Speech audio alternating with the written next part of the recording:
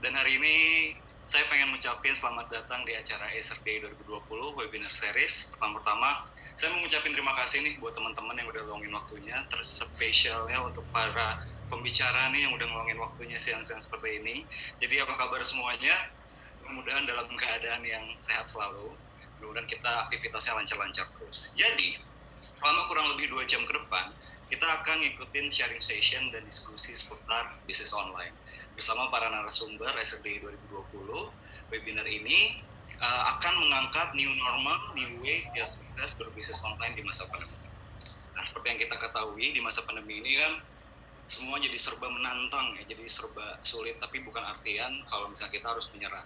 Di sesi ini, di seminar kali ini, kita akan langsung belajar bagaimana sebenarnya membangun bisnis online yang sukses, kiat-kiatnya, tipsnya, dan lain-lainnya. Dari siapa? Dari pembicara-pembicara yang tentunya juga sangat ahli di bidangnya, di bidang UMKM, bisnis digital online, maupun dari marketplace. Teman-teman udah lihat kan kemarin bising-bising siapa pembicaranya. Hari ini kita bakal ngobrol banyak banget sama beliau-beliau ini ya.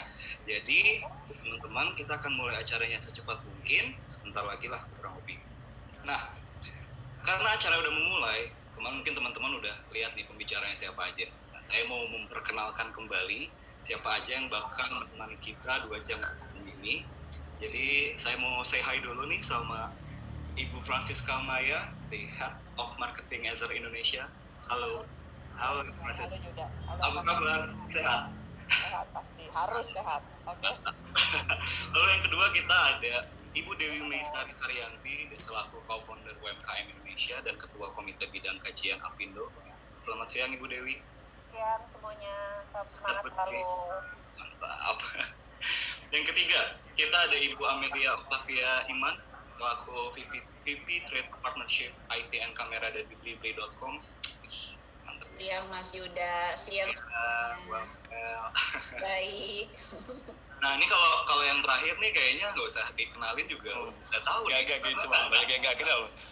Ada Bapak Handika Sebudi Bro Handika nih. Mas Yuda, selamat siang teman-teman. Lalu lalang di YouTube. Assalamualaikum. Waalaikumsalam.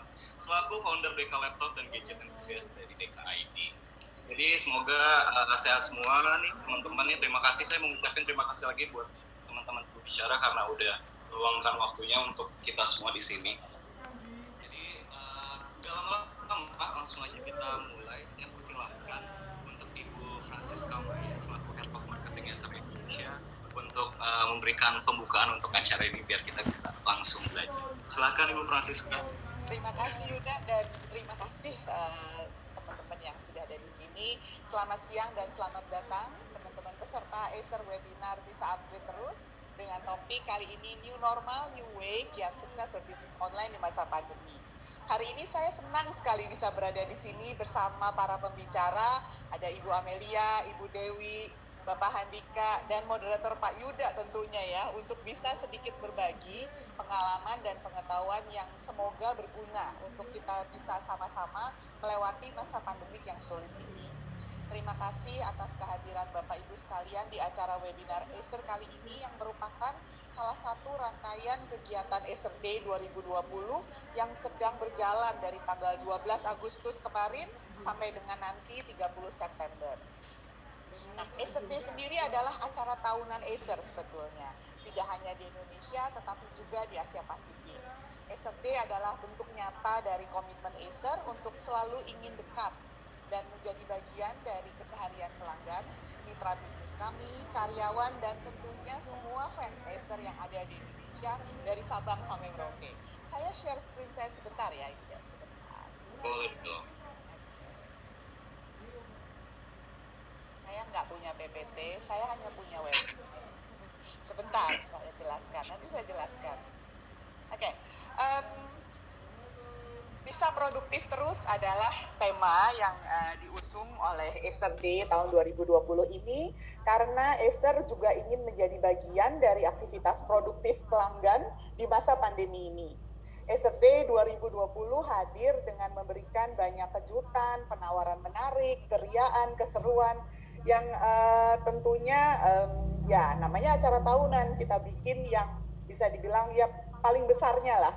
ya. Selain tadi kita luncurkan 4 produk baru, ada dengan berbagai varian yang disesuaikan dengan beragam kebutuhan dari pelanggan, mulai dari Aspire 5 Magic Color, Swift 3 R2, Swift 3 R Ryzen 4000, lalu laptop gaming Nitro 5 Ryzen 4000. Acer Day juga mengusung konsep semua pembelian pasti dapat hadiah sebagai bentuk penghargaan kami terhadap pelanggan kami, mitra bisnis, dan tentunya semua fans Acer. Jadi beli produk Acer apapun kali ini di dalam rangka Acer Day, kita bisa bawa pulang hadiahnya, dan ini macam-macam, mulai dari cashback, dari free gaming gears, dari free bundle office, home and student, dan juga kita berikan adanya tambahan garansi resmi supaya walaupun produknya kuat dan awet, tapi kita berikan peace of mind untuk pelanggan kita sehingga mendapatkan garansi sampai dengan 3 tahun untuk semuanya.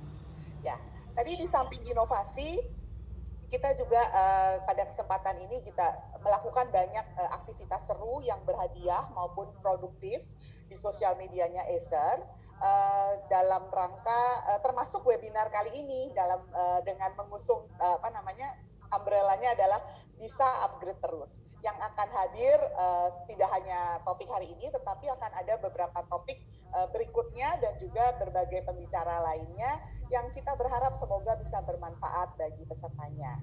Nah, untuk informasi lebih lanjut, silakan datangi website yang tampil di layar Bapak Ibu sekalian dengan alamat acerid.com/Acer Day. Di situ semua informasinya lengkap, mulai dari promo, mulai dari keriaan apa saja yang berhadiah, dan dan juga aktivitas produktif lainnya. Baik, saya tidak akan berlama-lama di sini karena peserta yang hadir saya lihat sudah terus bertambah, bahkan sudah mulai mendekati udah 400-an nih kayaknya nih. Dan itu saya tidak akan berlama-lama, saya kembalikan saja kepada Pak Yuda supaya cepat bisa memulai acara. Terima kasih. Terima kasih Ibu Francisca. Ya. Wah, ini menarik banget ya teman-teman. Jadi selama masa pandemi ini semangat produktivitasnya jangan turun, karena ada Acer. Selain ngasih penunjang buat tunjang produktivitas kita, yang gokilnya lagi bonusnya banyak banget. Wah, itu tadi bonusnya sampai ini kok banyak banget bonusnya. Jadi nggak ada alasan untuk nggak produktif ya Mbak Francisca ya. Oke, kayaknya kita akan langsung mulai aja nih materinya. Kita akan mulai dengan pembicara pertama kita untuk Acer Day Webinar Series ini. Saya persilahkan untuk Ibu Dewi Maisari Haryanti, selaku co-founder UMKM Indonesia dan Ketua Komite Bidang Kajian Apindo, untuk bisa sharing nih sama kita, untuk mengisi sharing session pertama kita. Karena ini pasti bakal seru banget, kita akan mengungkap di balik pergerakan UMKM Indonesia. Nah, jadi saya persilahkan Ibu Dewi untuk memberikan knowledge-nya kepada kita. Terima kasih Mas Yuda. Mudah-mudahan materi saya nggak gimana-gimana banget gitu ya, tapi saya menyusun materi ini dengan harapan agar semakin banyak pihak yang mendapatkan gambaran besar soal situasi dunia dan Indonesia kita, dan kenapa go digital dan bisa upgrade terus itu harus gitu. Gitu ya. Jadi langsung saja saya share screen saya ya.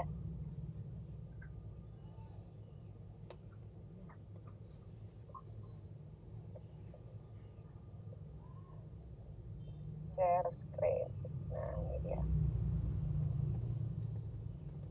Oke. Udah kelihatan ya? Kelihatan, aman sekali. Silahkan. Nah, ini judulnya menjadi UMKM kuat. Ya. Tetap bertahan di masa sulit pandemi COVID.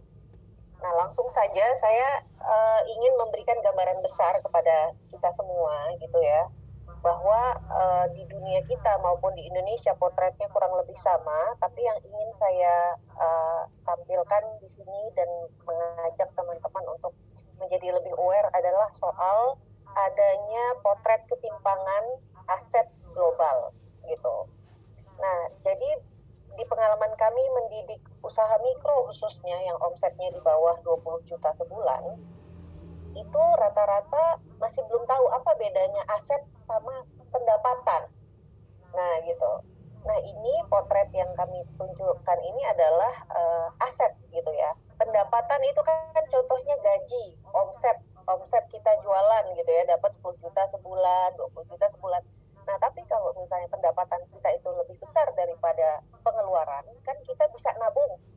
Nah, dari tabungan itulah yang kita pupuk untuk membangun kekayaan atau aset. Kita beliin laptop Acer, kita beliin motor, kita beliin tab, kita beliin handphone, kita beliin tanah sampai bangunan. Itulah yang menjadi aset kita. Nah, dari potret aset ini, saya menampilkan data dari 2 titik waktu, tahun 2013 sama 2019. Penekanannya ada di ujung sama ujung ya. Kita mulai dari ujung paling atas dulu. Ujung paling atas ini adalah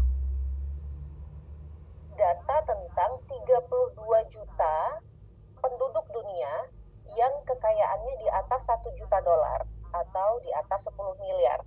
Berarti rumahnya gedong, mobilnya mungkin lebih dari 2 gitu ya. Ini jumlahnya 0,7% dari total penduduk bumi kita gitu. Tapi 32 juta orang ini menguasai kekayaan global 41% pada tahun 2013, tapi pada tahun 2019 meningkat jadi hampir 44%. Nah, jadi seperti itu. Ya, ini kita ngomongin Kardashian gitu-gitu kali ya. Yang kalau big brand Hermes apa segala ngeluarin rilis baru yang ngemorok nih orang-orang ini nih gitu ibaratnya. Betul.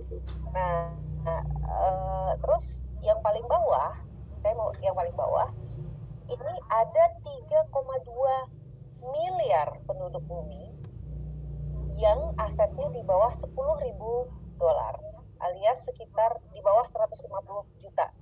Berarti mungkin mobil punya, second, laptop punya, handphone punya, tapi tanah nggak punya, sama rumah masih ngontrak nih orang-orang gitu ya.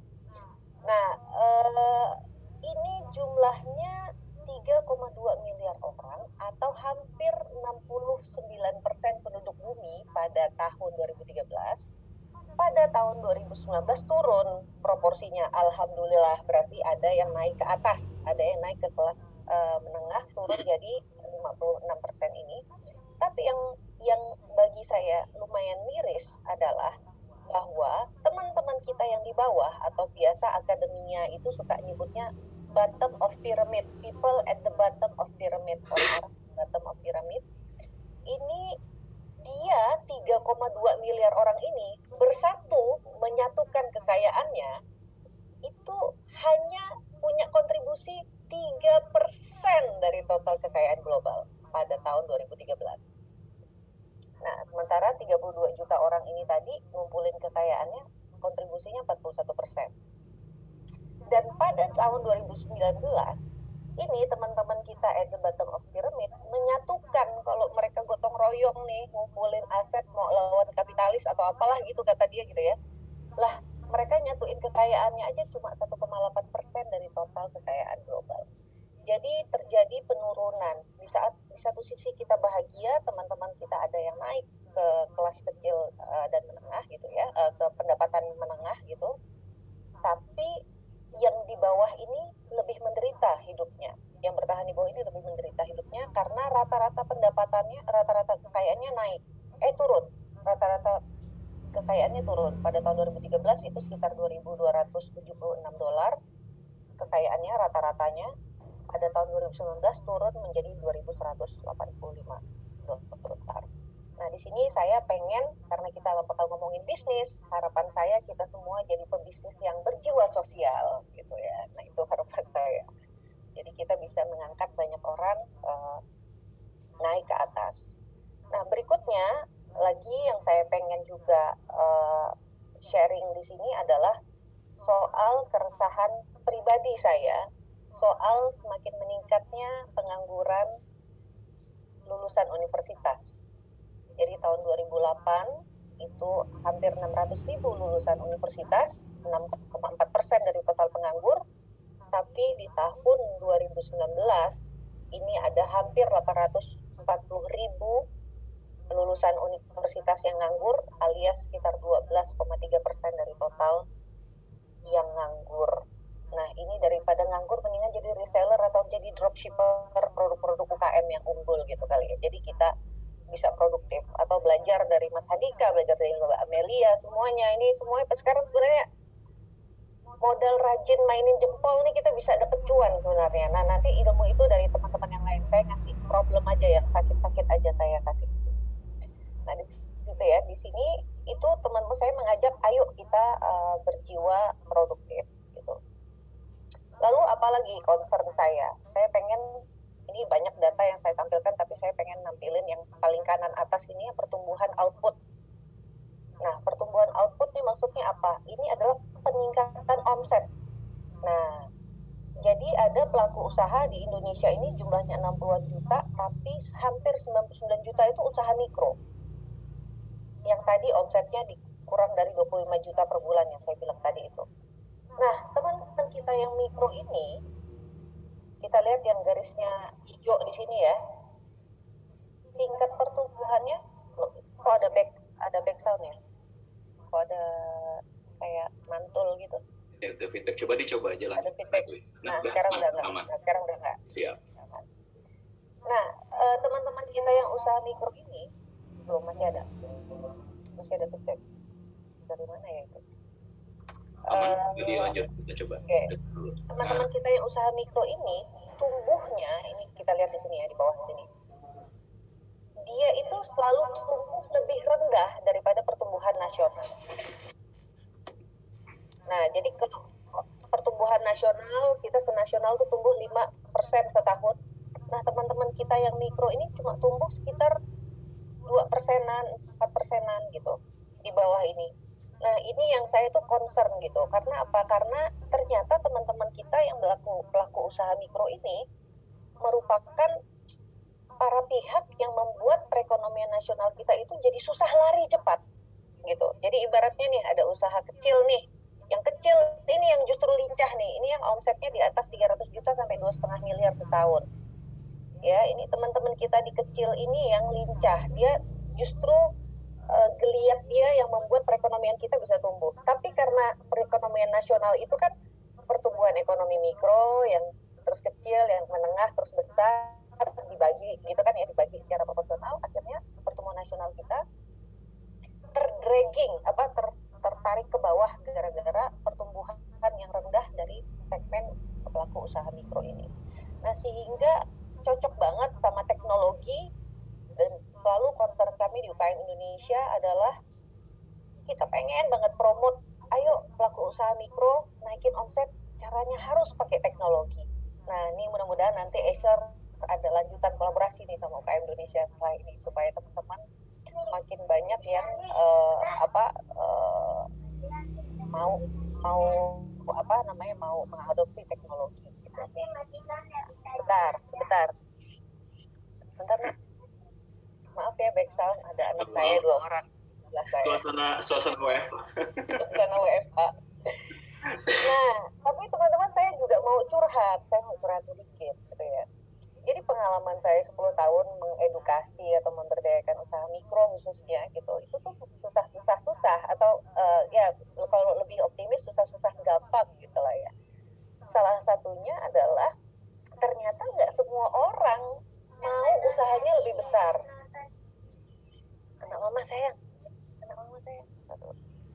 Nah, karena dia bilang, saya mah yang penting besok bisa makan, Bu. Aduh, belajar laptop lagi pusing kepala saya. Apa dia bikin saya nggak bahagia. Jadi belajar teknologi bikin dia nggak bahagia, mengganggu ketentraman hidupnya gitu ya. Nah, sehingga terus saya cari-cari kenapa ya ada fenomena ini. Ternyata di sebuah textbook ilmu ekonomi bahkan ada survei ini gitu loh. Ada survei ini yang memetakan antara tingkat pendapatan dan tingkat kebahagiaan, yang mana Indonesia emang unik gitu. Jadi di antara negara-negara yang pendapatannya nggak tinggi-tinggi amat, nggak nyampe $5.000 per tahun secara rata-rata, dia yang happiness-nya paling tinggi nih orang Indonesia. Nah, when you're happy, do you still have motivation to grow gitu. Nah, jadi kadang-kadang tuh apakah saya perlu mempromosikan unhappiness? Because we need certain level. Kita butuh sedikit rasa tidak puas, rasa tidak bahagia supaya kita tuh bergerak gitu loh. Kita mau belajar hal yang baru gitu. Nah, ini yang kemudian ini kali ini akibat semboyan makan nggak makan, tapi yang penting ngumpul, makan nggak makan asal kumpul, ada tuh lagu slangnya bahkan ya. Nah padahal kalau saya kan kumpul nggak kumpul yang penting makan kalau saya. Nah itu jadi ini namanya apa ya, ini fenomena gitu, ini fenomena. Nah ini saya mau lanjut aja. Nah si pelaku usaha mikro tadi jumlahnya 63 juta menurut Kementerian Koperasi dan UKM. Jadi hampir 99%, usaha kecil hanya 1,2%, 700-an ribu gitu ya. Terus usaha menengah 0,09% dan usaha besar 0,01%. Nah ini saya bandingkan angkanya dengan negara-negara lain. Negara-negara lain tuh proporsi usaha besarnya berapa persen sih dari total unit usaha gitu ya. Saya kepo, saya cari tahu. Kemudian ternyata di Cina itu 0,4%, di Jepang 0,3%, di Uni Eropa 0,2%, di Malaysia 1,5% dari total unit usaha yang ada di negeri tersebut. Nah jadi kalau kita lihat tingkat proporsi jumlah usaha besar yang paling kecil itu di Uni Eropa 0,2%. Nah, tapi sebenarnya kalau kita telusuri, kita zoom in ini numbers, angka ini gitu ya, 0,2% ini, 0,2% jumlah usaha besar ini, itu tuh 20 kali lipat lebih tinggi daripada rasio usaha besarnya kita, karena rasio usaha besarnya kita tuh 0,01%. Ya, jadi kalau 0,2%-nya Eropa ini kita pinjam, dikaliin 64-an juta unit usaha yang ada di Indonesia ini, sejatinya perekonomian kita ini itu membutuhkan 120 ribu usaha yang besar, alias yang omsetnya di atas 50 miliar setahun, karyawannya 100 ke atas. Ini usaha besar, ya. Jadi 50 miliar ke bawah itu masih UKM sebenarnya. Nah, artinya kita kekurangan 115 ribu, sekitar 115 ribu usaha besar ini gimana ya nyetaknya gitu ya. Ini jadi salah satu cara saya ya, setiap kali dapat kesempatan seminar saya ceritain aja terus gitu, supaya siapa tahu 1% dari peserta hari ini ada yang jadi berani, wah saya pengen jadi usaha besar juga nih gitu ya. Jadi siapa tahu saya bisa contribute di situ gitu. Nah kontribusi ekspor UMKM kita 14%. Ini kalah dari Vietnam. Dari Vietnam aja kita tuh kalah, cuy. Nah, gitu ya. Jadi inilah makanya, dan potret online-nya juga masih menyedihkan kalau menurut saya gitu ya. Ada beberapa data gitu, tapi yang terbaru itu teman-teman UMKM yang sudah tersambung e-commerce itu hanya sekitar 4-10% yang sukses jualan. Jadi begitu lebih banyak cerita, nanti Mbak Amelia mungkin bisa validate gitu ya, lebih banyak cerita yang stop dibikin akun. Bikin akun sih bikin, tapi jualan nggak gitu. Nggak jualan gitu kan. Nah malah belanja dia malah belanja. Nah jadi balik lagi, gimana UMKM harus naik kelas, memang banyak yang harus homework yang harus dipelajari, dan kami di UKM Indonesia itu memposisikan diri di bawah sini, di top, di kanan bawah ini. Kami mencoba berbagai ragam pengetahuan, kesempatan, program-program kayak ESER kayak gini. Kayak kalau lihat di Instagram kami itu kan banyak banget event-event ya, atau training-training, info-info apa gitu. Maksudnya kita mau memudahkan orang untuk mendapatkan informasi yang akurat, yang benar gitu, khususnya terkait perizinan juga. Nah, jadi sejauh kami memantau website di Indonesia, kayaknya yang paling lengkap kalau mengulas tentang perizinan tuh website kami gitu. Gimana sih cara ngurus merek, gimana sih berapa biayanya, ke kantor mana, bla bla bla. Nah, itu kami ada menu sendiri legalitas dan perizinan di website itu yang bisa difilter berdasarkan kota dan bidang usaha, karena bidang usahanya apa beda perizinannya gitu. Nah, karena ini dilatar belakangi oleh keresahan 3 tahun lalu, di mana binaan kami itu ada yang udah mau naik kelas, udah mau go formal, yang mau mulai ngurus ini, dia bisa habis 2-3 hari outputnya cuma informasi. Jadi pergi bolak-balik ke kantor pemerintah gitu ya, apa sih syarat ini, oh dokumennya ini, mapnya warna merah, pakai materai, berapa biji, bla bla bla gitu-gitu. Karena ketemu beda petugas suka beda detailsnya, sehingga ketika submit berkas dibalikin gitu kan. Nah, menurut saya itu lingkungan bisnis yang sangat tidak produktif gitu ya. Masa berhari-hari outputnya cuma informasi. Nah, itu yang kami di UKM Indonesia pengen coba tackle itu, agar orang mendapat informasi yang akurat itu lebih cepat gitu ya. Kalau perlu sambil di WC pun bisa cari informasi, keluar dari WC kerja gitu. Ini jangan keluar dari rumah kerjaannya nyari informasi, Masya Allah. Jangan pas keluar rumah kerjaannya ngurus sesuatu, jadiin getting things done gitu. Itu dreamnya kami gitu. That's our vision. Dan kami juga mengajak berbagai pihak yang mau kontribusi untuk mengedukasi UMKM sesuai dengan silabus besar ini. Nah, ini kami udah bikin tingkatan kompetensi. Belum misahin keuangan pribadi sama usaha. Oh, berarti jangan diajarin dulu cara bedanya PT sama CV. Izin ini, izin itu nggak usah diurusin dulu. Berarti dapetin dulu keuangan dasar gitu. Terus kemudian digital dasar. Oh, jangan ajarin dulu point of sales, software point of sales. Kalau misalnya go digital dasarnya belum masuk. Jadi ini konten-konten ini kita masih sangat banyak kekosongan. Jadi kalau ada teman-teman yang mau bikin konten bareng, itu kita sangat mengajak hal itu gitu. Jadi biar makin lengkap di UKM Indonesia. Nah, khusus soal COVID, kami juga pernah melakukan survei cepat waktu sekitar Maret ini kepada member-member kami. Nah, yang masuk dalam 2 hari itu sekitar 237 responden, dan mayoritas mengakui dampak dari pandemi itu sangat berdampak kepada omset mereka. Ada yang mengakui omsetnya turun kurang dari 50%. Ada yang mengakui yang hijau ini berdampak negatifnya sangat turun lebih dari 50%. Dan yang nyaris sampai hampir nol itu 35%. Jadi ini benar-benar mengganggu keuangan rumah tangga nih pasti gitu kan ya. Nah, terus tapi yang menarik ada sekitar 8% yang justru COVID itu berdampak positif terhadap omset mereka. Nah, kemudian saya coba teropong ini si 8% ini nih jualan apa aja nih kok omsetnya naik gitu ya. Ternyata polanya adalah mereka tuh jualan produk-produk herbal yang kesehatan, produk yang back to nature, buah-buahan segar, makanan praktis yang bisa disimpan lama untuk stok di rumah, kayak frozen food, rendang, bumbu-bumbuan jadi gitu-gitu. Dan yang menarik dari semua yang mengalami kenaikan omset itu 100% sudah jualan online atau sudah go digital. Nah, jadi di sini adalah bukti nyata bahwa COVID menyadarkan kita bahwa go digital itu udah jadi ibarat kalau kita kuliah udah jadi mata kuliah wajib harusnya bagi UMKM gitu ya, yang harus diikuti oleh setiap usaha mikro kecil.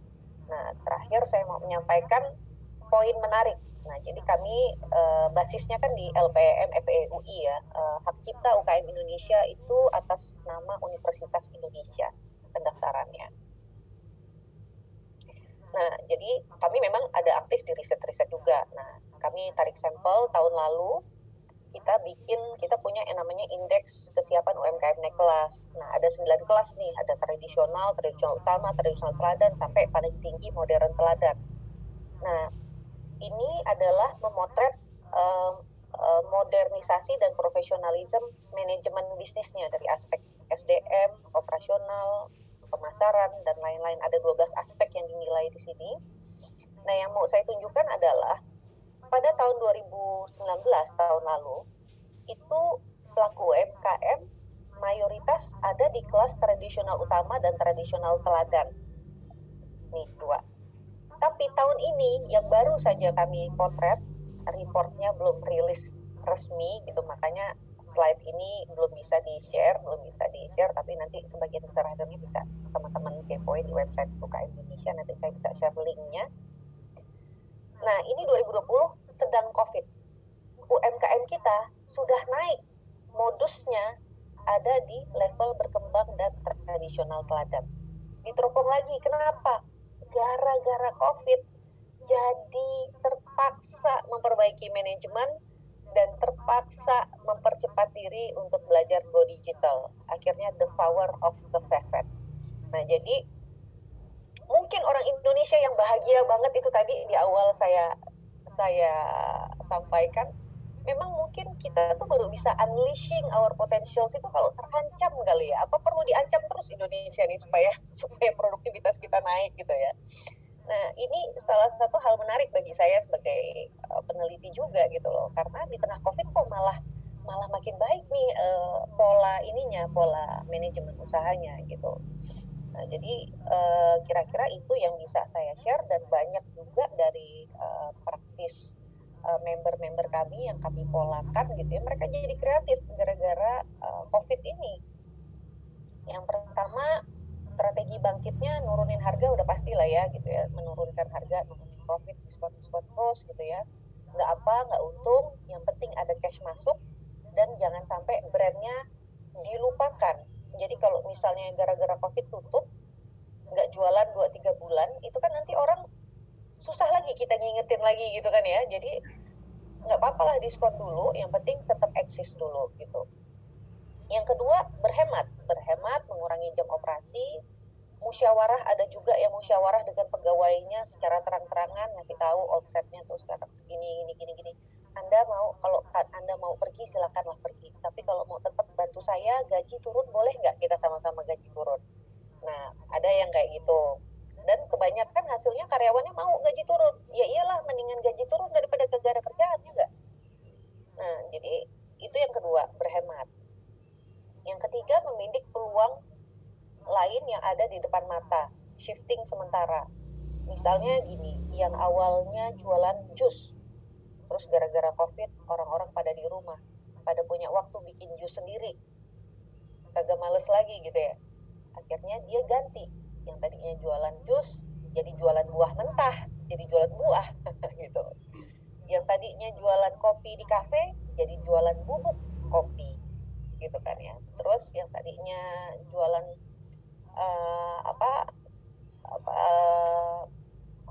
tadinya buat film layar lebar, ada member kami post production gitu ya, tadinya bantuin film-film layar lebar, sekarang jadi ngurusin video iklan untuk YouTube gitu ya, video-video tutorial dan lain-lain gitu. Dan yang menarik adalah kolaborasi dengan UMKM lain dengan membuat paket parcel bersama. Jadi yang tadinya saya jualan keripik saya sendiri, keripik ini sendiri, saya jadi resellernya teman saya juga yang jualan keripik singkong nih. Teman saya ada yang jualan keripik pisang sama keripik tempe atau apa. Nah, kita jualan bareng. Kita bertiga jadi reseller produk-produk ketiganya gitu. Ada yang melakukan ini. Ini bagus banget kalau menurut saya. Malah jadi gotong royong, jadi kayak bikin pasar komunitas bareng. Ada juga geliat-geliat bikin komunitas pasar komunitas sendiri gitu. Nah, untuk teman-teman yang sangat terdampak pada COVID ini, salah satunya bergerak di bidang tourism, itu mereka mulai kreatif menyusun paket-paket di masa depan dijual sekarang. Jadi misalnya jalan-jalan ke Jepang awal tahun 2020 atau paket hotel apa tahun 2021 gitu ya. Udah dijual sekarang harga diskon. Demi cash masuknya sekarang, cashnya jangan tahun 2021 masuknya gitu ya. Nah, terus terakhir adalah sekarang banyak webinar seperti hari ini, ada kami sendiri ikut mendirikan forum Apindo UMKM Academy setiap Rabu jam 3 sampai jam 5 sore.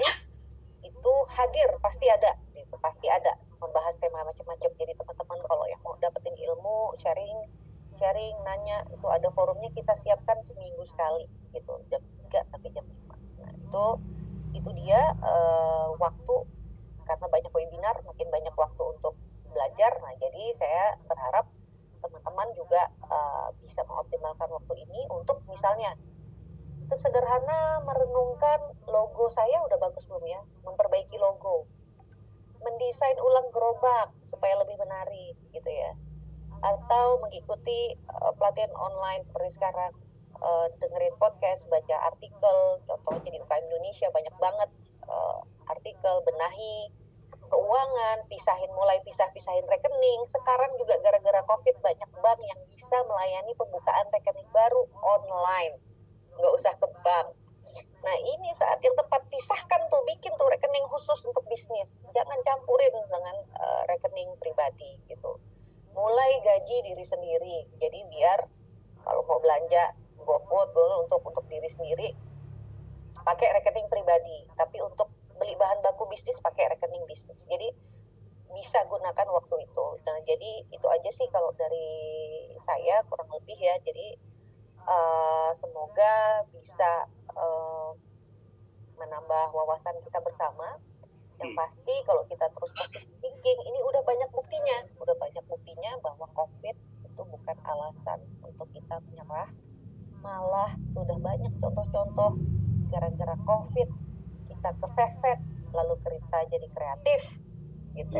Nah, jadi bisa upgrade terus. Gitu aja dari saya.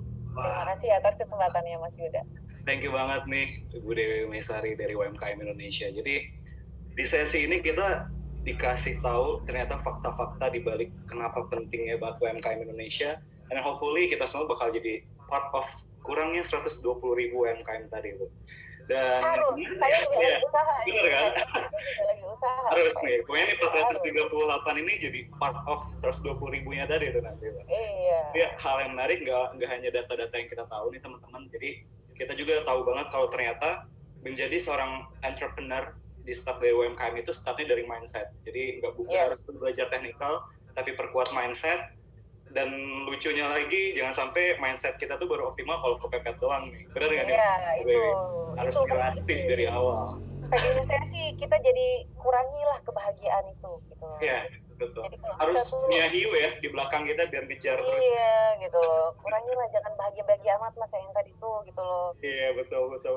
Masa kita nyuruh Tuhan ngirim COVID terus-terusan untuk kita kreatif, jangan dong, gitu kan ya, serem amat gitu. Serem. Udah bosen banget ini di rumah terus nih. Betul sekali, but it's okay ya.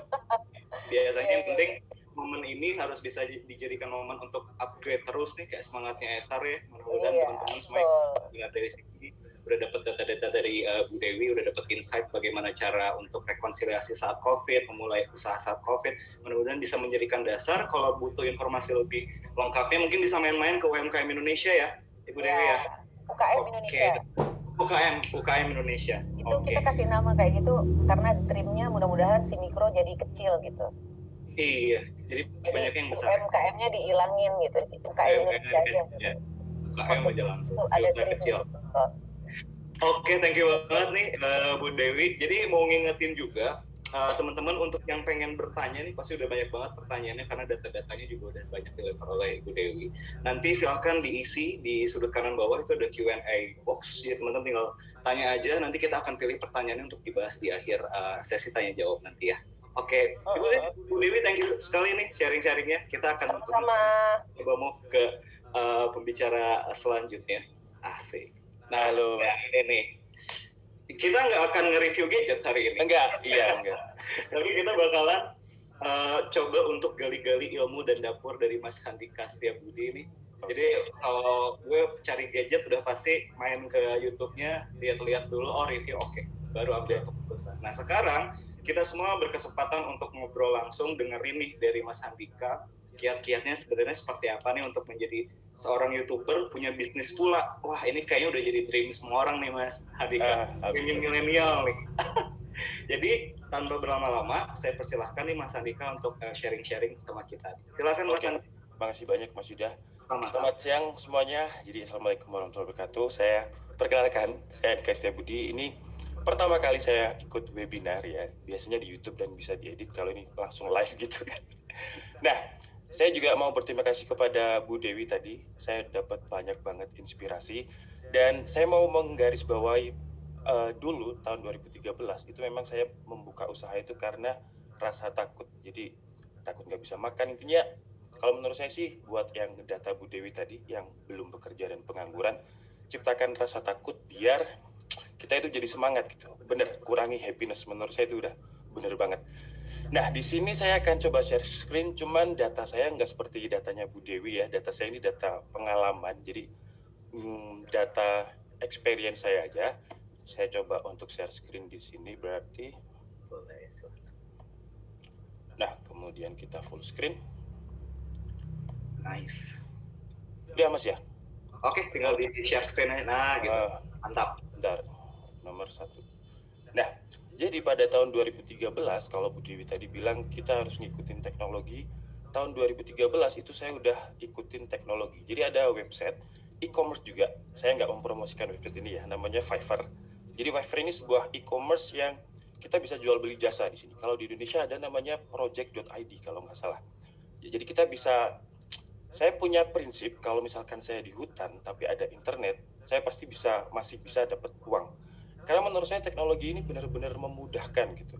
Jadi kita bisa jual di Fiverr ini contohnya ya, kita bisa jual logo, bisa jual website, bisa jual semuanya lah. Kadang ada yang menurut saya menarik, kita cuman pegang sign seperti ini, kemudian tinggal nama websitenya, mungkin UKM Indonesia gitu. Kalau namanya di Fiverr itu logo sign, jadi kayak menjual testimoni gitu.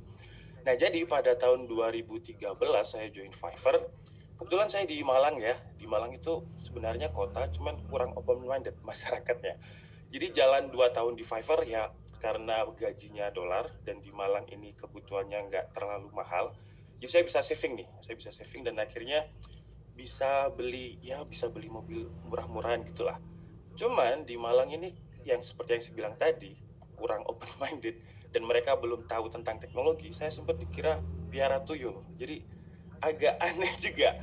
Karena saya kan di rumah ya, jadi kerja online itu kan di rumah pakai internet ya kayak WFH gitu. Jadi sebelum WFH, sebenarnya dulu saya udah WFH dari dulu. Nah akhirnya ibu saya bilang, kalau saya sih sebenarnya nggak terlalu bermasalah dengan hal itu karena saya nggak ngurusin omongan tetangga lah kalau saya. Cuman karena ibu saya ya gitulah. Jadi akhirnya saya disuruh membuat usaha yang terlihat valid, terlihat fisiknya gitu, biar nggak dikira pelihara tuyul. Akhirnya tahun 2015 ya saya buka toko nih, namanya Dika Laptop. Kenapa namanya Dika Laptop?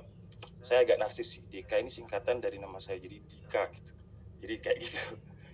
Dan kalau teman-teman lihat di sini awal saya buka itu laptopnya cuma berapa biji nih? 1, 2, 3, 4. Ini yang saya beli sendiri hanya 4 laptop. Tapi yang 4 ini kongsi atau pinjam toko sebelah gitu istilahnya.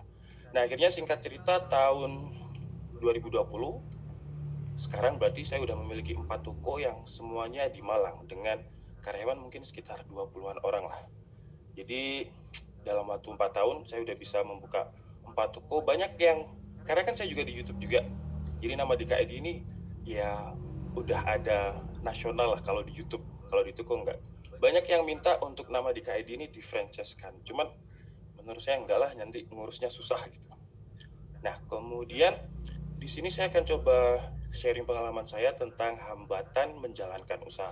Jelas yang related di tahun 2020 ini adalah pandemi. Jadi di pandemi ini, karena kan toko DK Laptop itu kan di mall. Nah, kalau di mall itu sempat tutup 1 bulan, jadi mall tempat saya jualan laptop itu sempat tutup 1 bulan karena pandemik. Dan ketika dibuka pun trafficnya ini nggak seramai dulu. Jadi ya hambatannya itu. Kemudian ada supply barang limit. Saya udah sempat tanya ke distributor, ke prinsipal, kenapa kok bisa limit. Namanya adalah material shortage. Jadi kayak komponen laptop itu plastiknya karena pandemi mereka nggak bisa produksi. Jadi akhirnya barangnya ini benar-benar limit. Sebenarnya untuk permintaannya banyak yang nanti akan saya jelaskan di slide yang kedua, yang selanjutnya. Kemudian hambatan lain adalah toko dalam toko. Mungkin yang punya usaha tahu lah ini ya, istilah toko dalam toko. Jadi ada karyawan yang mungkin mereka merasa gajinya kurang atau ya menurut saya ini wajar sih karena manusia kalau udah kena uang itu agak gimana gitu ya kan. Jadi toko dalam toko itu istilahnya mereka buat nota sendiri, bukan nota dari Dika Laptop gitu. Jadi mereka istilahnya nyeper lah. Itu hambatan dari saya. Kemudian di slide selanjutnya, untuk apa yang bisa membuat hambatan ini kita kurangi, minimal kita kurangi, bukan dibasmi ya. Karena menurut saya agak susah kalau benar-benar dibasmi, jadi dikurangi.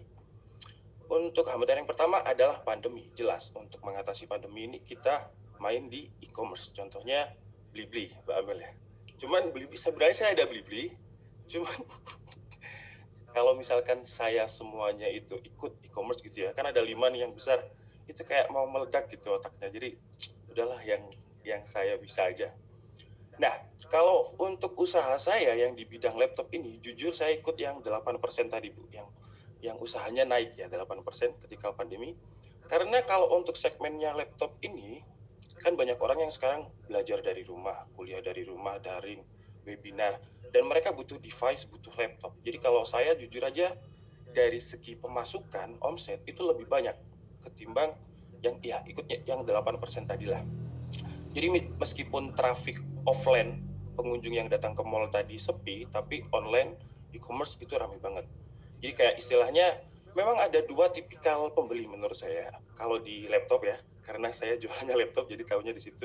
Ada pembeli offline dan juga online.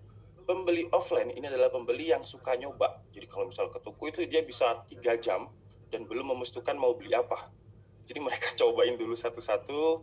Nah, mereka merasa feel safe kalau misalkan beli di toko karena mereka tahu tokonya di mana. Kalau misalkan rusak itu bisa kemana, kayak gitu. Meskipun sebenarnya, karena saya juga partner Acer juga, sebenarnya kita itu cuman jual. Jadi kalau misalnya ada kerusakan, kita lemparnya ke service centernya Acer. Cuman pembeli biasanya nggak mau tahu karena ya saya belinya di situ ya garansinya di situ.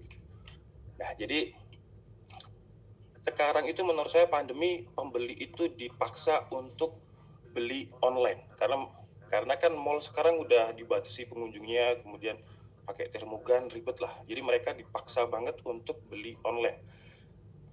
Nah, apa untungnya e-commerce ini menurut saya kalau sewa stand di mall itu kan mahal banget ya. Tapi kalau e-commerce gratis, cuman kita bisa kadang itu di e-commerce ada promo-promo misalkan iklannya mau diataskan atau ditendang ke atas gitu, kita tinggal bayar dan bayarnya pun nggak semahal kita bayar stand yang ada di mall. Kemudian hambatan yang kedua adalah itu tadi, barang limit. Nah, barang limit ini kalau biasanya saya selalu mengedukasi karyawan saya itu untuk ikut webinar seperti ini. Dan biasanya brand-brand itu juga ngadain webinar bukan hanya tentang bisnis online, tapi tentang product knowledge, tentang misalkan laptop Acer, product knowledge-nya seperti ini. Nah, dengan product knowledge ini, karyawan saya bisa istilahnya membelokkan. Membelokkan dalam artian mungkin Mas Yuda pengen beli brand lain gitu ya. Kemudian sama marketing saya dibelokkan, oh ini aja bagus gitu, paham kan Mas? Itu namanya teknik, kalau saya bilang teknik marketing membelokkan customer gitulah. Nah, karena dengan product knowledge ini karyawan saya paham nih apa yang dia omongkan, jadi dia bisa membelokkan dengan mudah gitu. Jadi kalau misalkan barang limit, kita masih bisa menjual barang yang ada dengan cara untuk membelokkan kemauan konsumen. Misal mereka dari rumah pengen beli brand ini, kita belokkan brand ini gitu, Acer contohnya. Kemudian selanjutnya adalah toko dalam toko. Nah, kalau toko dalam toko ini solusinya menurut saya adalah ciptakan sistem yang pakai teknologi. Jadi saya di toko itu pakai aplikasi. Jadi kalau misalkan ada penjualan, itu kayak di kafe gitu Mas, yang kafe kan kalau kafe sekarang kalau misal mau beli ada nota ngeprint tuh. Iya. Ada nota print itu di HP saya ada notif. Jadi benar-benar memang pasti masih ada kebocoran, cuman minim banget. Kita harus meminimalisir kebocoran. Kemudian ya pasti CCTV, kemudian ya, pokoknya kita manfaatkan teknologi lah, karena teknologi ini benar-benar jangan takut sama teknologi. Kalau teknologi kita takut, kita bakalan benar-benar tertinggal. Menurut saya di situ teknologi harus benar-benar dipelajari. Nah, kemudian slide yang selanjutnya ada penyesuaian di era new normal. Karena kan kalau new normal ini pembeli itu biasanya takut keluar ya, karena bagaimanapun pasti masih ada pembeli offline. Apalagi untuk barang elektronik di mana mereka pengen nyobain, di mana mereka pengen merasakan kenyamanan di device itu. Jadi penyesuaiannya menurut saya kalau di mall, kalau di toko saya itu biasanya saya ada di depan toko itu ada hand sanitizer, kemudian ada masker. Intinya adalah protokol kesehatan. Jadi ciptakan suasana yang membuat pembeli itu nyaman, mereka nggak takut. Karena pengalaman saya pernah ya ada pembeli itu ke toko, kemudian ada beberapa pembeli yang nggak pakai masker. Beliaunya ini marah, kok nggak pakai masker? Udahlah saya pulang aja gitu. Jadi menurut saya memang ada tipikal orang yang memang benar-benar takut dengan pandemi ini. Jadi ciptakan suasana yang benar-benar aman dan nyaman untuk pembeli. Kemudian mungkin bisa kita pakai promo-promo, contohnya seperti masker gratis setiap pembelian. Karena masker kan, ya walaupun sekarang masker kain udah banyak ya, sekarang saya lihat juga banyak yang habis gitu, masker. Jadi kita bisa bonuskan masker di setiap pembelian, atau bikin promo-promo lain yang menarik, yang cocok untuk pandemi, contohnya masker. Kemudian rekrut tim khusus untuk e-commerce. Jadi saya pernah ngurusin sendiri e-commerce. Wah, itu pusingnya bukan main.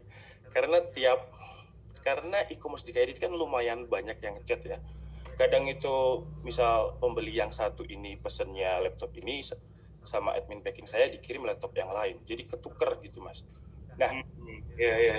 jadi menurut saya harus misalkan udah mau masuk di bidang online, harus benar-benar rekrut tim online sendiri. Bedakan tim offline dan juga tim online. Karena kalau lagi pesanan booming banget gitu ya, itu benar-benar bisa memakan otak, tenaga, waktu, dan bisa salah kaprah. Nah, kalau misal udah salah, itu ngefeknya adalah ke after sales, ke penjualan. Nanti banyak orang yang udah nggak percaya dengan online store kita, kayak gitu. Kemudian, saya ngomongnya terlalu cepat ya, Mas? Kebiasaan gitu. Aman. Lagi fokus saya nih. Oke. Kemudian alasan berjualan di e-commerce. Nah, kalau teman-teman tahu ada namanya istilahnya revolusi industri. Kalau singkatnya menurut saya adalah semua akan online pada waktunya. Jadi generasi-generasi sekarang, kayak contohnya adik saya aja udah bisa beli di Blibli. Dia bisa beli mainan di Blibli. Umurnya masih sekitar 8 tahun kalau nggak salah. Dia bisa check out, bisa order, kemudian saya minta tolong untuk pakai virtual akun aja dia tahu. Jadi menurut saya semua orang ini akan online pada waktunya. Jadi kalau teman-teman yang sekarang nonton takut banget untuk usaha online, menurut saya sih itu bukan alasan. Kalau dulu memang banyak orang yang takut untuk beli online karena ada kayak masalah beli iPhone, datangnya sabun. Kalau dulu sempat ingat ada masalah itu kan ya. Kemudian mungkin kalau online itu sebenarnya masalahnya ada di ekspedisi juga kadang. Kalau misalkan kita nggak packing kayu dari sana barangnya udah rusak, kemudian kita yang ganti, padahal itu kesalahan ekspedisi. Jadi benar-benar harus diperhatikan, tapi semua akan online pada waktunya. Jadi jangan takut untuk online. Kemudian memudahkan pelanggan, jelas, karena pelanggan nggak perlu lagi beli bensin, kemudian ke toko, makan tenaga, waktu, tinggal pakai HP aja seperti ini, browsing, check out, udah selesai. Jadi ada tipikal pelanggan yang mereka nggak mau ribet. Ya itu tadi ada dua tipikal pembeli offline dan online. Nah, ini akan memudahkan banget untuk pembeli yang suka beli online. Kemudian alasan ketiga adalah murah banget. Kalau misalkan biaya stand mall saya untuk iklan promosi di Blibli mungkin ya, itu mungkin bisa 1 tahun mungkin, karena sewa stand mall itu benar-benar mahal banget. Saya juga heran. Cuman memang kenapa saya tetap ada di mall atau ada toko fisiknya, karena biar terlihat valid. Karena kalau misalkan ada pembeli yang pengen COD atau pengen menggaransikan, itu kita ada toko fisiknya biar lebih terlihat valid. Kemudian ribuan produk, jelas. Kalau misalkan di toko saya pajang semua laptop saya, wah itu bukan kayak toko, kayak gudang tapi ya kan. Kalau misalkan di e-commerce, kita kan ada kayak portofolio, jadi kita bikin postingan yang ala-ala Instagramable lah kalau misalkan di e-commerce, jadi biar terlihat keren dan menarik. Dan kita bisa tampilkan ribuan produk di e-commerce itu. Kalau di toko offline, kekurangannya kalau misal ditampilkan langsung semua, jadinya kayak gudang. Kemudian promo-promo e-commerce ini menurut saya murah loh. Jadi kadang e-commerce itu kan ada kayak hari tertentu, mereka akan ada kayak gratis ongkir, cashback sampai 30%, 50%, macam-macam. Nah, kita bisa memanfaatkan promo-promo dari e-commerce tersebut. Jadi bukan kita yang mempromosikan, tapi e-commerce-nya yang mempromosikan, kita tinggal ikut aja program dari e-commerce tersebut. Jadi menurut saya 5 alasan. Sebenarnya banyak banget alasan untuk berjualan di e-commerce. Cuman menurut saya sih 5 ini yang paling menurut saya masuk akal sih ya. Kemudian kemarin saya juga bikin skill apa yang dibutuhkan untuk menjalankan usaha. Kalau menurut saya cuma satu aja, passion. Jadi kalau misalkan nggak punya passion agak susah ya. Apalagi kalau di dunia bisnis, dagang gini ya, banyak orang komplain.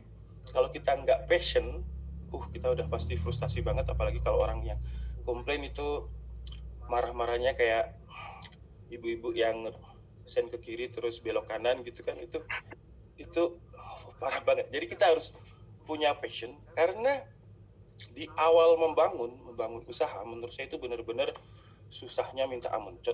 Contoh misal di YouTube 0 ke 1000 subscriber itu benar-benar susah, Mas. Tapi ketika sudah 1000 ke 10.000 subscriber itu gampang. Kenapa? Karena kita udah punya masa. Jadi dari 1000 orang tadi mereka akan nge-share. 1000 tadi misal 100 orang aja lah yang nge-share. Itu kita bisa nambah follower lagi. Tapi ketika 0 ke 1000, wah itu bisa benar-benar susahnya minta ampun. Dan menurut saya memang skill yang paling dibutuhkan itu patience. Benar-benar kalau misalkan kita dagang dengan apa yang kita senangi, usaha. Kalau saya kan sukanya IT, sukanya laptop, jadi saya bergelut di bidang perlaptopan ini ya. Jadi saya lebih ya ada passion di sini. Dan passion saya yang kedua kebetulan juga cari uang, jadi menikmati banget untuk cari uang. Kemudian, nah ini sebenarnya udah saya jabarkan tadi ya. Jadi kalau misalkan kita punya passion, kita bisa bekerja lebih keras, kemudian gak kerasa capek sama sekali kalau punya passion itu. Karena kita menikmati, enjoy. Jadi saya ngedit video itu bisa sampai 8 jam, tapi rasanya terakhir. Kadang punggung sini, punggung kayak mau patah. Rasanya terakhir. Nah, kemudian merasa tertantang untuk memecahkan masalah. Jadi kalau saya misal ada masalah, itu saya malah adrenalin saya itu nambah. Jadi gimana caranya ya? Saya menciptakan sistem yang benar-benar bisa meminimalisir masalah tersebut. Kemudian satu, karena tadi saya dengerin Bu Dewi ya, kurangi bahagia. Itu benar banget sih. Itu menurut saya masuk banget, dan terima kasih sekali lagi buat Bu Dewi karena itu inspirasi yang benar-benar menggerakkan saya lah. Jadi saya sekarang nggak mau bahagia-bahagia banget lah. Ya. Oke, kemudian lanjut cara mendapatkan kepercayaan pelanggan. Menurut saya sih, karena saya bukan branding, kalau misalkan toko lain, misalkan produk lain yang membranding tokonya, misalkan clothingan itu kan produknya sendiri ya. Karena saya cuma ikut istilahnya ikut prinsipal, ada Acer, jadi yang saya jualkan adalah produknya Acer, bukan produk saya sendiri. Jadi kekurangannya memang saya nggak bisa menciptakan inovasi, jadi saya harus push Acer untuk bisa upgrade terus untuk menciptakan inovasi gitu. Jadi saya push Acer. Nah jadi kalau misalkan untuk cara meraih kepercayaan pelanggan, menurut saya jujur aja sih, karena banyak toko-toko lain yang saya perhatikan itu misalkan prosesornya laptop itu Celeron, di mana Celeron itu peringkat paling bawahnya laptop, mereka bilang kalau ini setara dengan Core i7. Itu menurut saya parah banget sih. Jadi menurut saya poin pertama harus jujur. Kemudian berikan pelayanan spesial. Jadi kalau misalkan di e-commerce kita balas chatnya itu harus sopan. Kita harus ada di posisinya itu di bawahnya pembeli, jangan sampai di atas pembeli. Itu menurut saya bahaya banget kalau misalnya kita posisinya di atas pembeli, jadi harus dilayani selayaknya raja lah intinya. Kemudian kalau misalkan ada pesanan ya langsung di packing, harus utamakan bisa tepat waktu. Kalau udah seperti itu, meskipun toko lain itu harganya mahal, selisih 100.000 gitu ya, karena mereka udah punya kepercayaan kepada kita, jadi mereka akan selisih 100.000 beli di DKID aja lah gitu, contohnya kayak gitu. Jadi kalau misalkan mereka udah nyaman, udah percaya, menurut saya meskipun selisih harganya itu cukup lumayan, saya akan tetap menang karena saya udah memberikan rasa kepercayaan kepada customer. Kemudian after sales. Nah, ini after sales ke yang tadi sih. After sales ini karena sebenarnya saya ini cuman menjualkan. Jadi istilahnya saya ini distributor. Nah, di Acer, contohnya Acer itu ada service centernya sendiri. Jadi seharusnya kalau misalkan ada apa-apa, misal kita beli laptop di Blibli pun, ya kita nggak bisa klaim garansi di Blibli seharusnya. Seharusnya di service centernya Acer. Cuman pembeli itu biasanya memang nggak mau tahu karena saya belinya di sini, jadi saya harus garansiin di sini. Nah ini namanya after sales. Jadi meskipun tetap seperti itu, tetap saya layani. Jadi biasanya saya yang bawakan ke service center dan saya push service centernya biar lebih cepat. Jadi after sales di kita itu juga kita utamakan. Kemudian mana tadi? Ini mengelola toko online yang sukses. Oke. Mengelola toko online yang sukses. Jadi kalau menurut saya pertama adalah jaga feedback. Di e-commerce itu kan ada 5 bintang kayak hotel gitu Mas ya, hotel bintang 5 gitu. Nah, kalau kita bisa menjaga feedback di minimal 4, itu menurut saya pembeli itu nggak usah nggak usah cari-cari lagi barangnya yang lain karena kita udah muncul bintangnya tuh minimal 4, mereka akan menciptakan rasa percaya. Jadi mereka akan percaya kalau misalkan kita feedbacknya udah bagus. Kemudian itu tadi aktif ikut promo e-commerce, jadi selalu pantau e-commerce ini lagi tanggal ini. Biasanya yang unik itu tanggal 8 bulan 8, tanggal 7 bulan 7. Biasanya kayak gitu-gitu terus lah. Jadi itu biasanya promo-promo e-commerce yang menarik untuk kita ikuti karena kita bisa istilahnya berbagi budget dengan e-commerce-nya untuk promosi. Kemudian yang terakhir mulai aja sih menurut saya ya. Ini kayak slogannya e-commerce jadi gimana ceritanya? Mulai aja lah, nggak usah pakai itulah ya, mulai. Jadi dulu awal-awal kalau teman-teman lihat tadi saya di toko itu cuma jualan 4 barang dan 4-nya pinjem. Itu saya benar-benar tidak ada sistem karena saya di-push oleh ibu saya untuk gimana caranya tetangga ini nggak ngomongin kita pelihara tuyul gitu kan. Jadi saya jalanin dulu. Akhirnya ketika on proses itu sistem itu kita bisa pikirkan sendiri. Jadi sistem-sistem yang kita plankan di awal itu kadang tidak tepat ketika kita jalankan. Jadi sistem-sistem itu bakalan datang sendiri, bakalan ada ide sendiri ketika kita sudah menjalankan usaha. Memang harus di-plan, tapi nggak usah terlalu lama nge-plannya. Jadi langsung mulai aja, plan sedikit, mungkin plannya pokoknya nggak sampai rugi lah, gitu aja lah plannya. Kemudian dijalankan. Ketika dijalankan kita bisa bikin sistem yang benar-benar menurut kita sesuai dengan ide atau bisnis kita. Kemudian terakhir, berapa budget yang sebaiknya dikeluarkan untuk di e-commerce? Kalau menurut saya sih jangan, karena untuk mengeluarkan budget di e-commerce ini kan bukan konsumtif ya. Jadi kalau mindset saya sih bukan mengeluarkan uang untuk budget untuk iklan di e-commerce, tapi mengeluarkan uang untuk balik modal. Kalau misalkan di ads e-commerce ini. Nah di e-commerce itu Blibli ada mbak ya, ada iklannya ya, yang kayak di push di atas itu ada ya? Ada. Iya ada ya. Nah itu menurut saya sih jangan jangan eman. Bahasa Indonesianya eman apa ya? Jangan apa ya mas bahasa Indonesianya eman? Jangan ini berlebihan. Bukan, eman itu jangan pelit. Justru. Benar, sorry. Ya, saya kira orang Jawa ya, jadi agak susah juga. Jangan pelit untuk mengeluarkan budget untuk iklan di e-commerce. Karena itu bakalan balik modal. Tapi harus di-plan juga gimana strateginya untuk main iklan kan. Jangan asal iklan. Contoh teman saya kemarin, jadi dia ada clothingan. Kemudian dia itu mengendorse salah satu selebgram yang gadget teman saya kebetulan. Nah, dia usahanya clothingan, tapi dia masuk iklannya di gadget. Jadi menurut saya nggak cocok gitu. Jadi harus sesuai dengan target pasar. Misalkan pasarnya umurnya milenial, ya pasarnya ditargetkan ke milenial untuk ads-nya. Karena biasanya untuk ads ini, ads Facebook contohnya ya, dia bisa kayak kategori umur, kemudian lokasi, itu udah terfilter baik banget. Dan menurut saya itu sih. Dan kalau misalkan ngiklan, gunakan, kalau istilahnya di YouTube itu clickbait, mungkin bukan clickable.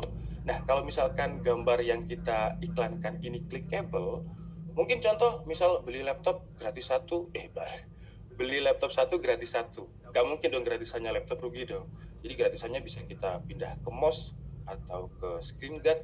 Jadi intinya tetap kata iklannya beli 1 gratis 1, tapi nggak mungkin laptop 1 kemudian gratis lah 1 laptop, enggak. Jadi kita gratiskan apa aksesoris yang untuk membuat iklan tadi clickable. Udah habis ya bahan saya ya. Gak kerasa ya.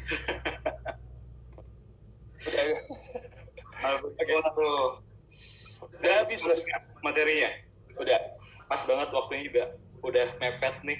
Wah, jadi iya, jadi kita hari ini bisa ngelihat banget nih perjalanan Mas Dika ya, sedikit banyak ya. Yang saya tangkap sih Mas Dika ternyata emang semuanya start pasti dari kecil.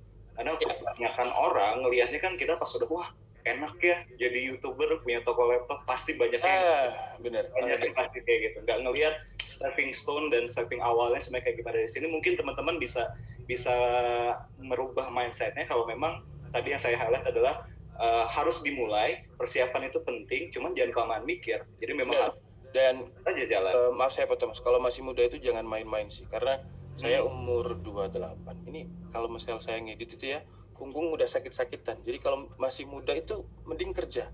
Jadi nanti kalau udah punggung sakit-sakitan nggak bisa kerja. Benar. Aduh, thank you banget nih Mas Dika untuk sharing-sharingnya. Dan kita mau ngingetin juga untuk teman-teman yang mau bertanya, silakan di drop box questionnya karena Mas Dika akan masih standby. Ini udah mulai banyak nih pertanyaan, udah mulai 2 juta. Ya, 2 juta. Paling ikutan 490 orang. Ya apa, di drop aja. Mas Dika, thank you banget nih. Ya. Mas Dika untuk materinya. Jadi kita akan ketemu lagi di sesi tanya jawabnya nanti ya. Nah kayak gitu. Nah kita sekarang mungkin biar nggak lama lagi akan pindah ke sesi ketiga. Last but not at least lah kalau kita bilang ya. Ada Ibu Amelia Octaviana Iman selaku VP Trade Partnership IT and Kamera Blibli.com. Jadi bakal mengisi sesi terakhir di SRD 2020 Webinar Series ini. Nah, jadi kalau misalnya saya nggak harus banyak jelasin lagi ya, karena hampir pasti semua orang tahu Blibli.com sebagai one of the biggest e-commerce di Indonesia. Jadi Ibu Amelia, mungkin saya akan persilahkan untuk sharing knowledge-nya ke kita. Terima kasih Mas Yuda. Ini saya share screen dulu ya. Boleh.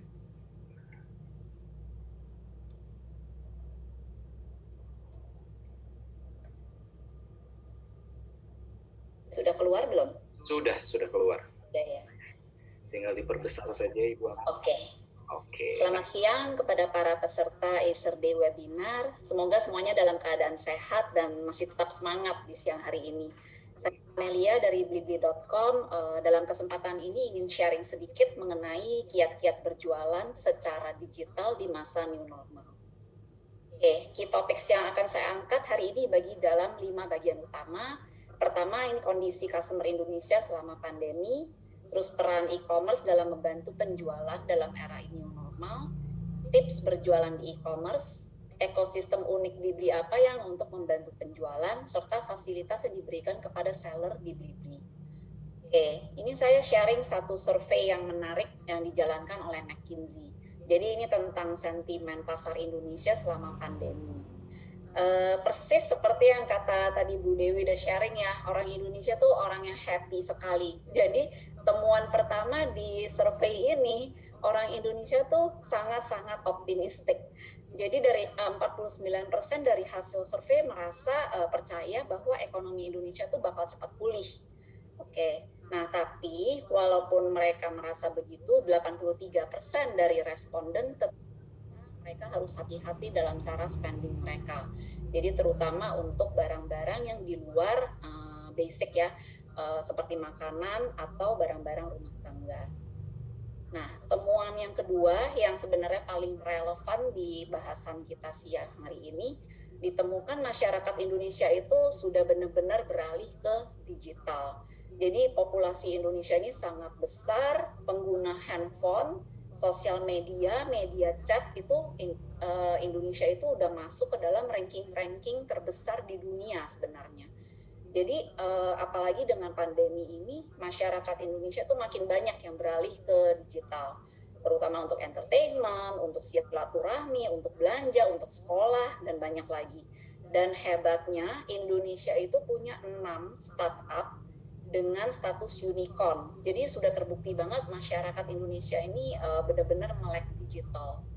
Nah, apabila kita mau menyasar ke customer Indonesia, mau tidak mau kita juga harus memanfaatkan platform-platform digital ini. Kalau kita fokus ke perpindahan dari penjualan offline ke online selama pandemi, hampir semua kategori barang sudah shifting ke online. Bentar saya show ini bentar. Jadi kita lihat ya, semua sudah shifting ke online, masih tertinggal rokok dan perhiasan yang masih kebanyakan orang expect jualannya di offline. Nah, apalagi di masa PSBB, toko offline kan mau nggak mau tutup tuh gara-gara regulasi pemerintah. Tapi kita melihat di masa new normal sebenarnya masih ada kecenderungan orang itu tidak keluar rumah kalau tidak penting sekali. Jadi kita masih expect di new normal customer itu belanja secara online. Temuan yang ketiga di hasil survei menemukan masyarakat Indonesia itu di masa pandemi ini makin dermawan dan nasionalismenya juga makin meningkat. Jadi mereka itu willing untuk support produk lokal, seller lokal, dan ini pun sebenarnya didukung sama inisiatif pemerintah dengan program-program seperti Bangga Buatan Indonesia. Jadi sebenarnya saat pandemi ini adalah saat yang tepat untuk para UKM Indonesia tuh bergerak untuk memenuhi permintaan pasar lokal. Oke, apabila saya rangkum, kita semua udah sama-sama tahu bahwa pebisnis Indonesia ini nggak bisa lari dari dunia digital. Karena masyarakat Indonesia, ya disitulah masyarakat Indonesia cari informasi dan berkomunikasi sekarang ini.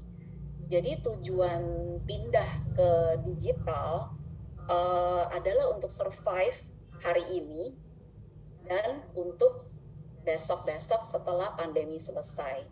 Nah, di sini saya tidak bilang Bapak dan Ibu meninggalkan jualan di toko offline dan langsung beralih ke online.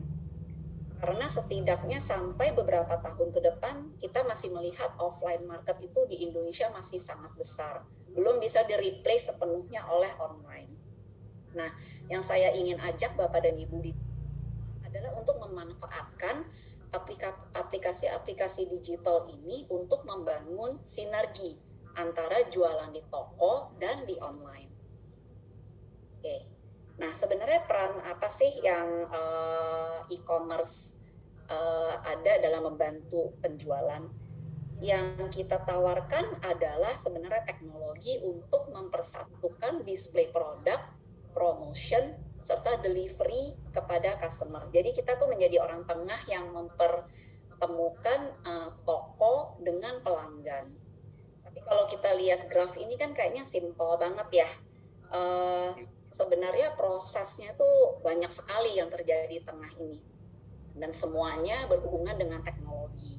Nah, salah satunya misalnya kita ngomongin payment ya. Kita harus mikirin keamanan transaksi customer online. Jadi di mana kita harus menjaga kerahasiaan data customer. Atau misalnya apakah kita bisa kasih value added lagi kepada customer, misalnya tukar tambah, asuransi, jasa instalasi. Nah, dengan berjualan di e-commerce, sebenarnya Bapak dan Ibu tidak perlu memikirkan hal-hal seperti yang tadi saya sudah sebutkan. Biarkan itu dipikirkan oleh e-commerce, jadi Bapak dan Ibu bisa fokus berjualan.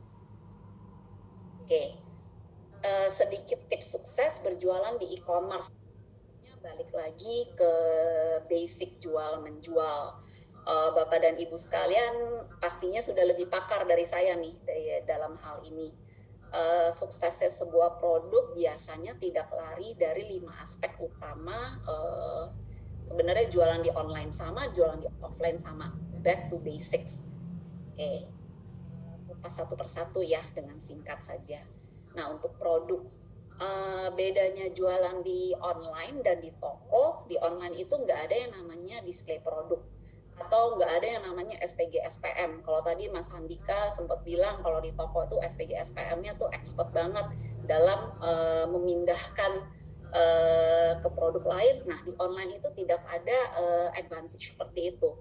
Makanya di online tampilan toko dan deskripsi barang itu sangat penting sekali.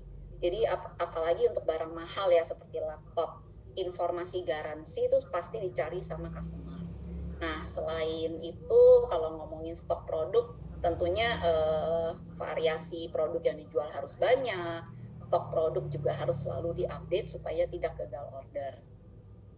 Lanjut ke aspek kedua dan ketiga, harga dan promo. Online itu Bapak dan Ibu sangat-sangat transparan, dalam hitungan detik langsung bisa tahu harga kita tuh sebenarnya kompetitif atau tidak. Sebenarnya ini balik lagi ke perceived value yang dicari sama customer terhadap barang yang dijual ya. Jadi misalnya mereka tidak masalah harga lebih mahal asal rating seller itu bagus atau trusted. Jadi sebenarnya balik lagi ke perceived value-nya customer. Nah, kalau kita ngomongin promosi di online ini paling seru sih. Karena kita udah tahu ya e-commerce tuh terkenal banget sama promo-promo spektakulernya. Jadi biasanya udah mulai nih bulan-bulan ini, mulai dari 77, 88, berlanjut sampai ke akhir tahun. Nah, sebenarnya saat ini benar-benar yang tepat buat Bapak dan Ibu start beresin registrasi, upload barang, rapi-rapiin selama bulan September. Nah, langsung di bulan Oktober sampai Desember kita langsung fokus jualan. Oke, aspek terakhir itu customer. Aspek customer ini banyak terkait sama pengiriman cepat dan sales service yang bagus. Jadi ini both harus dari sisi seller dan dari sisi e-commerce-nya sendiri. Jadi kayak misalnya Blibli itu kasih 15 hari garansi retur kepada customer. Jadi supaya customer itu merasa mereka tidak akan ada risk untuk belanja di Blibli. Nah, jadi kalau saya rangkum dari 5 aspek yang tadi saya sudah share, selama ini semua terpenuhi, customer saya yakin akan pasti repeat purchase di kemudian hari, baik di toko offline Bapak dan Ibu atau di online store-nya. Oke. Ini saya sedikit masuk ke latar belakang Blibli, mungkin ada yang belum kenal dengan Blibli. Kami tergabung dalam grup besarnya Jarum dan termasuk di portfolio e-commerce yang di dalamnya ada tiket.com, Halodoc, Dekoruma, dan yang lainnya. Blibli sekarang ini juga menjalankan platform Siplah, ini yang bekerja sama dengan Kementerian Pendidikan. Jadi untuk kebutuhan sekolah-sekolah di Indonesia. Oke, ada 16 kategori produk yang dapat dijual di Blibli, termasuk salah satunya ini Galeri Indonesia yang benar-benar kita khususkan untuk para seller-seller UKM. Lalu kalau kita bisa bilang ini jangkauan pengiriman Blibli sudah mencakup seluruh Indonesia dengan shipping partner nasional ini. Oke, beberapa campaign yang saya share ini yang kita jalankan untuk UKM Indonesia, seperti misalnya hashtag pejuang lokal atau karena lokal nomor 1. Dan kalau kita bisa lihat, kita benar-benar membangun UKM Indonesia itu bisa berjualan lebih banyak lagi ke masyarakat Indonesia. Nah, salah satu event yang beberapa tahun ini kita sering jalankan, kita selalu jalankan setiap tahun adalah The Big Start. Jadi ini streaming event di mana kita pilih pemilik-pemilik brand lokal untuk berkompetisi memenangkan hadiah tentunya untuk ide produk yang paling teroriginal dan yang berpotensi jualan besar. Oke. Nah, ini masuk ke bagian 4 dari presentasi saya. Kalau kita bisa bilang Blibli ini adalah satu-satunya e-commerce lokal yang masih 100% tanpa investasi asing. Nah, apa yang kita offer untuk seller dan sebenarnya ya, masyarakat Indonesia itu adalah sebuah ekosistem sebenarnya. Ekosistem di mana kita dukung jualan online dengan offline. Offline ini saya ngomong offline itu artinya toko fisik ya. Nah, kalau Bapak Ibu ingat tadi saya mention gimana nih caranya kita membuat sinergi antara jualan di toko dengan di online. Di kesempatan ini saya angkat 3 fitur yang membedakan Blibli dengan e-commerce lainnya. Yang pertama adalah fulfillment by Blibli, yang kedua Blibli in-store, yang ketiga adalah click and collect. Oke, kita start dengan fulfillment by Blibli ya. Apa sih FBB ini? FBB ini adalah fasilitas penitipan barang seller di gudang Blibli. Sekarang ini kami sudah punya 20 gudang tersebar di Jabodetabek, Pulau Jawa, Sumatera, dan Sulawesi. Jadi gudang-gudang ini berkapasitas besar dan memang sudah disiapkan untuk menampung barang seller di region-region ini. Jadi kalau tadi Mas Handika juga sempat mention, wow, kalau ada orderan masuk bisa ratusan sehari, itu kewalahan, harus nambah karyawan, storage harus kuat. Nah, di sini kami memberikan solusi di mana seller nggak usah nambah karyawan, nggak usah nambah lemburan, tapi kita yang aturin semua. Nah, ini lebih lengkapnya. Apa saja sih yang seller dapatkan dari fitur ini? Fitur ini kita berikan supaya ada peningkatan penjualan tanpa kenaikan tempat storage atau tenaga admin atau karyawan di sisi seller. Jadi artinya cuannya Bapak Ibu lebih besar karena jualan naik, tapi kos gudang sama karyawan lemburan itu nggak naik. Nah, yang Bapak dan Ibu perlu lakukan hanya di 2 step awal ini, yaitu pengadaan produk dan distribusi ke gudang-gudang Blibli. Selebihnya tuh Blibli semua yang handle. Dari nyimpan produk, dari packing, dari response order, dari sampai ke delivery, sampai ke handling customer complaint. Oke. Selain benefit yang tadi sudah saya sebutkan, barang Bapak Ibu juga dapat exposure promo dari Blibli tentunya. Terus dapat filter FBB khusus supaya customer merasa lebih trusted. Oh, karena ini datangnya dari gudang Blibli.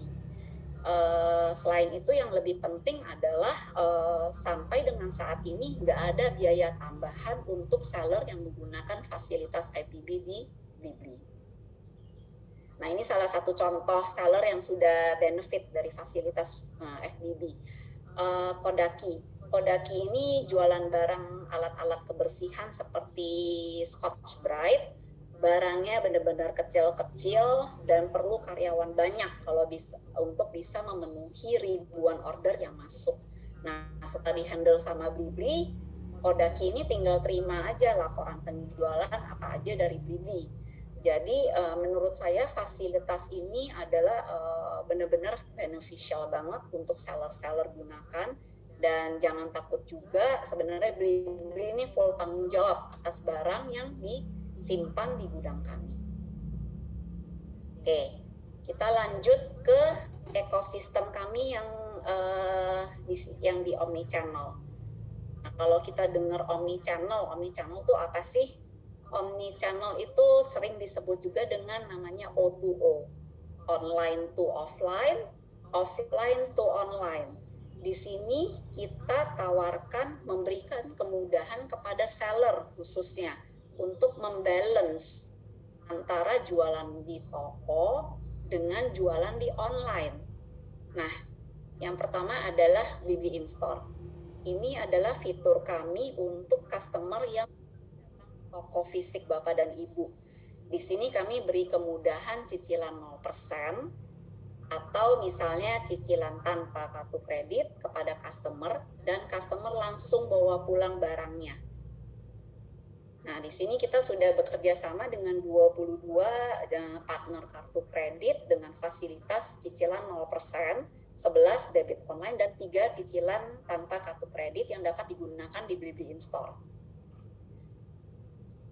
Keuntungannya untuk seller nggak perlu nih negosiasi fasilitas cicilan dengan 22 bank yang berbeda, cukup satu saja dengan Blibli In-Store dan seller dapat kemudahan untuk push jualan di toko.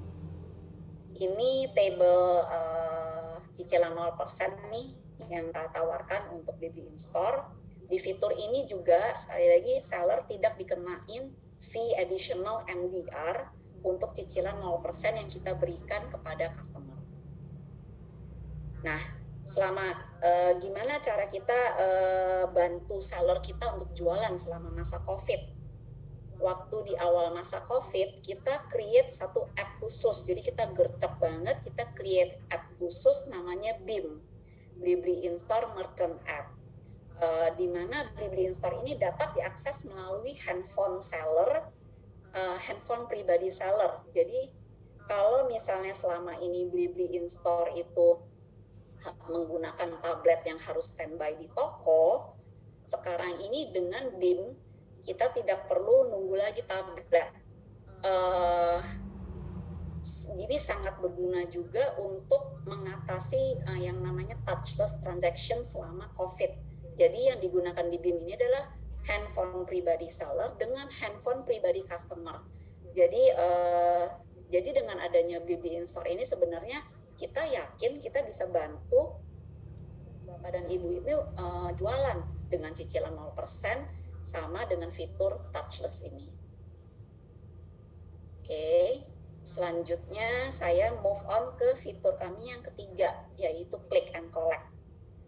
Nah, kalau tadi Blibli In-Store itu fokusnya adalah customer yang sudah datang ke toko.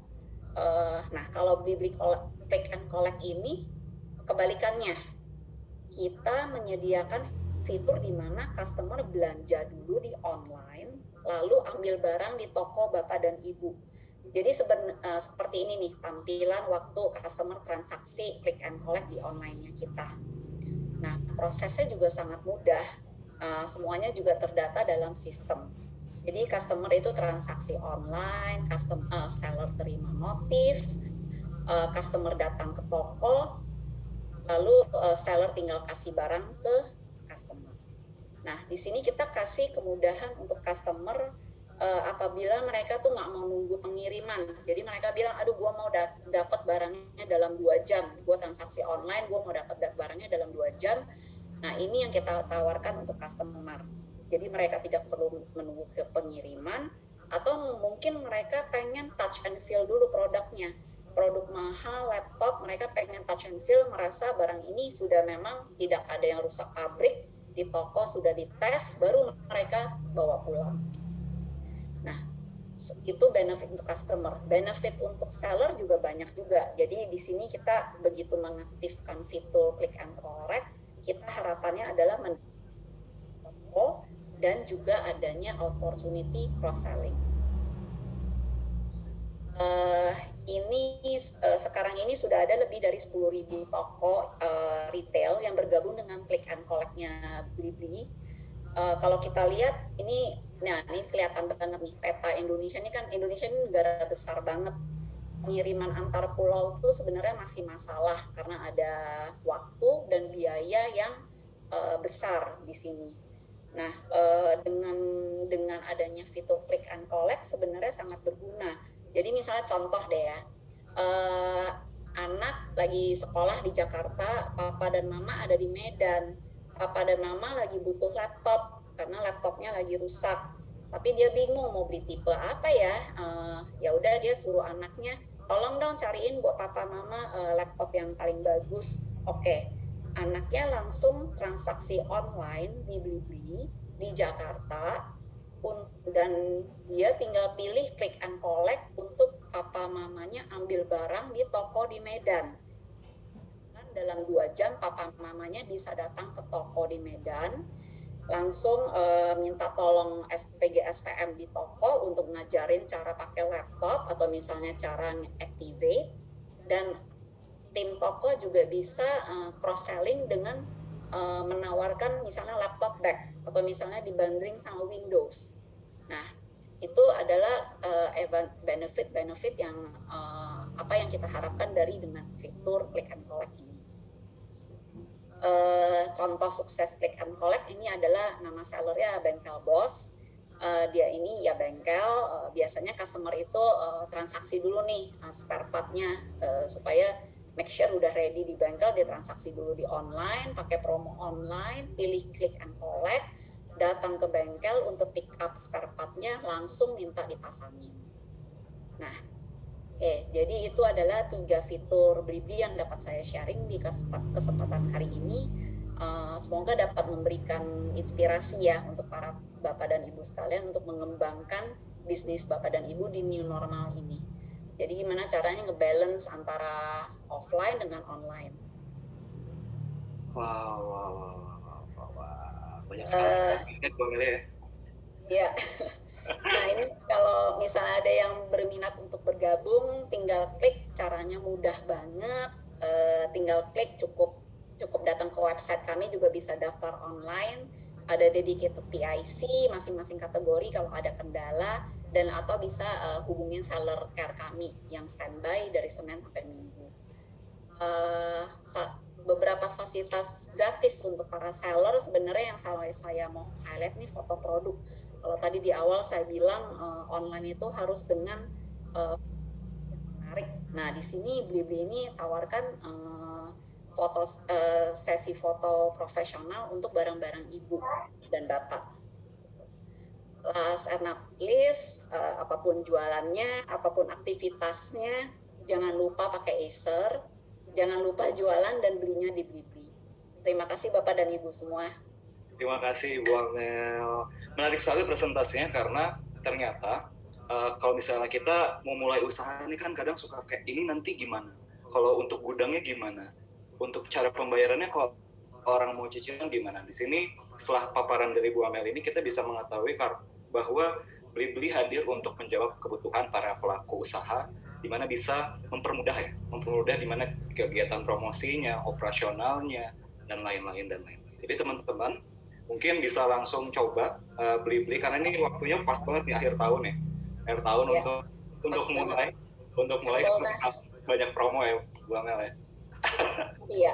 Nggak kerasa banget ini. Thank you Bu Amel untuk sesi kita yang ketiga yang terakhir ini sangat menarik sekali. Jadi kita bisa banyak tahu sama kegiatan Blibli dan apa yang bisa Blibli support untuk UMKM Indonesia ya, kurang lebih seperti itu.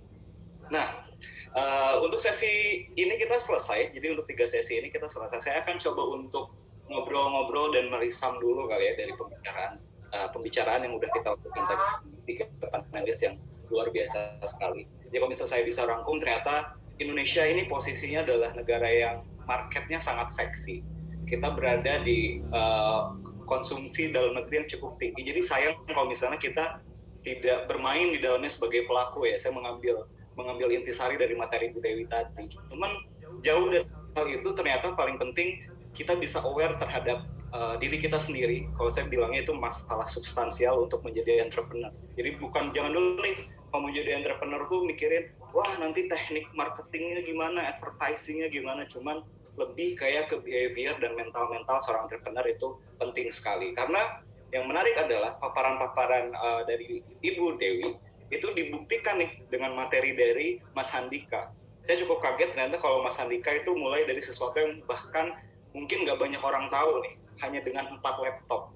Pasti kan orang-orang mikirnya, wah ini buka laptop mungkin langsung 20 laptop, langsung 30 laptop, enggak. Dengan 4 laptop, dari situ yang saya ambil dari cerita Mas Dika adalah ternyata dari proses kecil itu malah kita belajar ya, Mas Dika ya. Malah kita belajar, oh ternyata kurangnya di sini nih, di stage ini, kurangnya di stage ini, kurangnya di stage ini. Saya rasa kalau makin percaya nih kalau proses dalam sebuah membangun usaha itu memang membentuk mentality itu.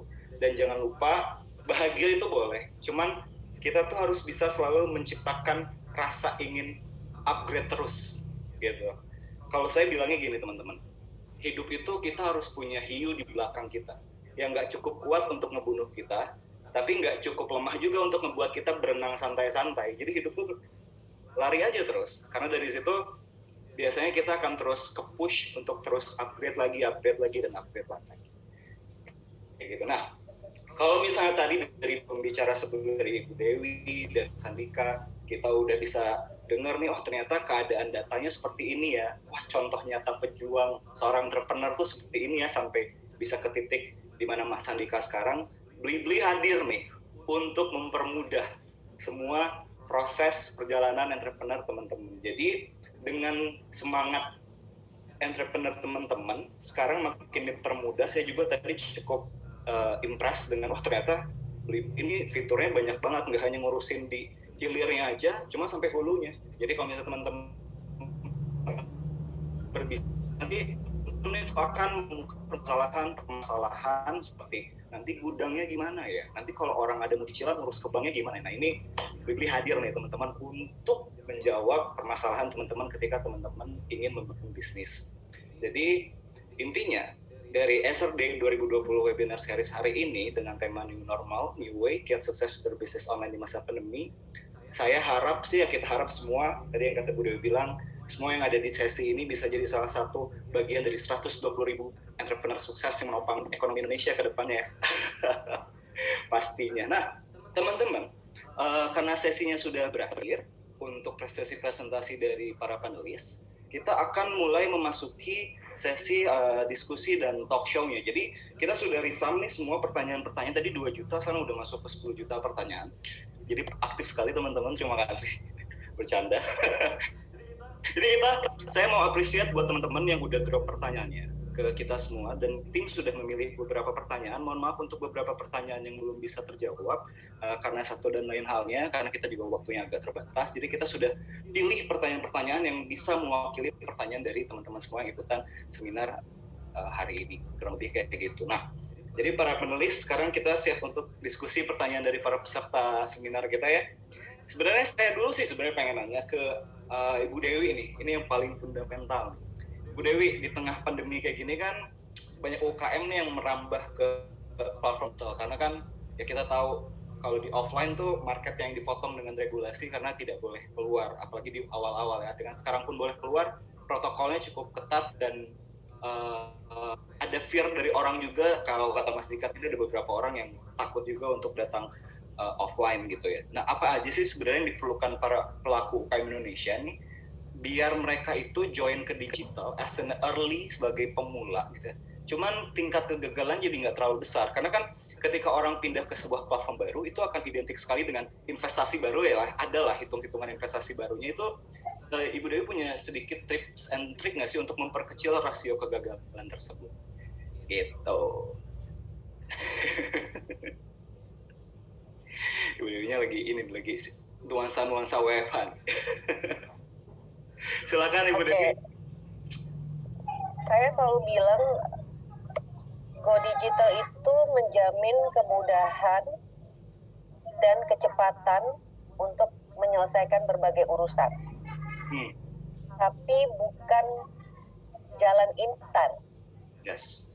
Jadi tetap harus ada yang dipelajari secara konsisten. Nah, jadi kami juga ada program pelatihan Go Digital dasar sekarang lagi berjalan. Kita taruh tuh ada 16 video pelatihan yang sangat praktis gitu, dari bikin link WhatsApp supaya bisa ditautkan di Instagram dan lain-lain. Pokoknya hal-hal yang very practical, simple gitu. Yes. Nah, supaya bisa mengurangi peluang gagal itu tuh kan tipsnya kan tadi Mbak Amelia juga udah nyebut, dari kualitas foto juga. Terus Mas Andika udah bilang kecepatan respon gitu ya. Ini yang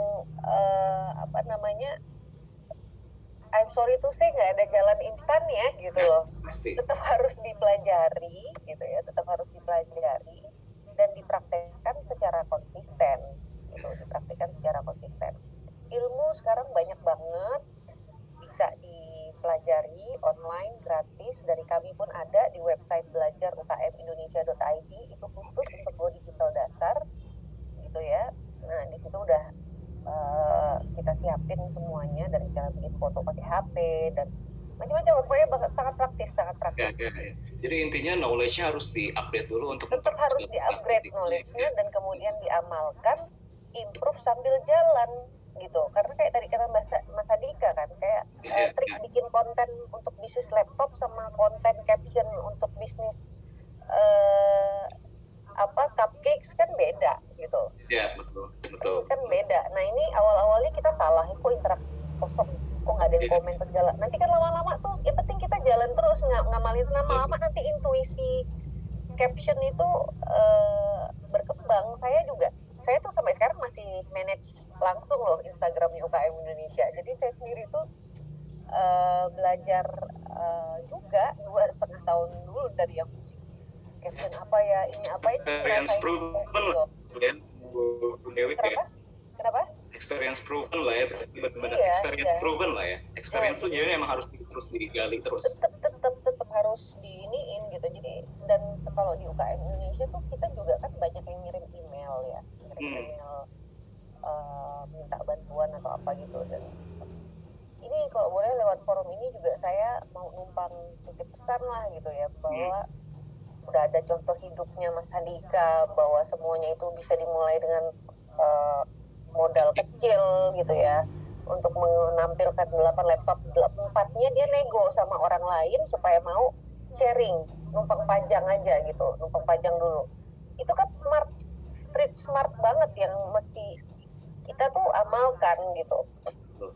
Dan pasti Mas Andika tuh ngomong apa nih, mungkin saya malah mau nanya nih sama Mas Andika, dealnya gimana sampai orangnya itu mau dititipin 4 laptopnya di situ, karena mungkin bakal banyak yang perlu belajar gitu soal itu Mas Andika gitu. Gimana tuh Mas Dika? Nah, nanti harus share tuh, karena saya paling agak mulai gimana gitu ya perasaan saya, kalau dari 80% email yang masuk tuh minta modal untuk bisa mulai usaha.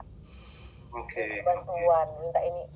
Aduh, saya bilang kami bukan platform ngasih modal, kami itu ngasih informasi sama edukasi. Yang nggak mau belajar dulu, mau langsung bisa mulai gede, dengan kesini, itu ibaratnya gitu. Dan pokoknya hampir semua deh yang usaha nunggu modal dulu baru jalan tuh. Biasanya udah dikasih modal pun kagak jalan juga. Belum jalan-jalan ya Bu ya. Seminggu doang tahannya, begitu udah. Habis aja. Habis aja gitu.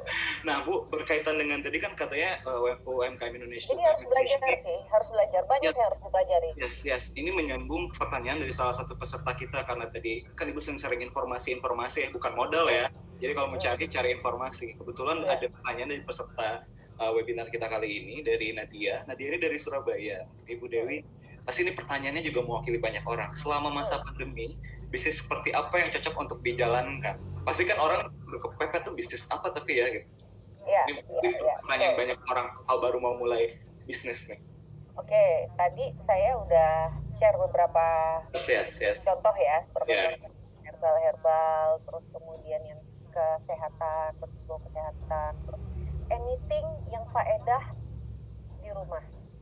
Anything yang bikin, jadi kayak dulu tuh bikin baju fashion yang laku sekarang daster.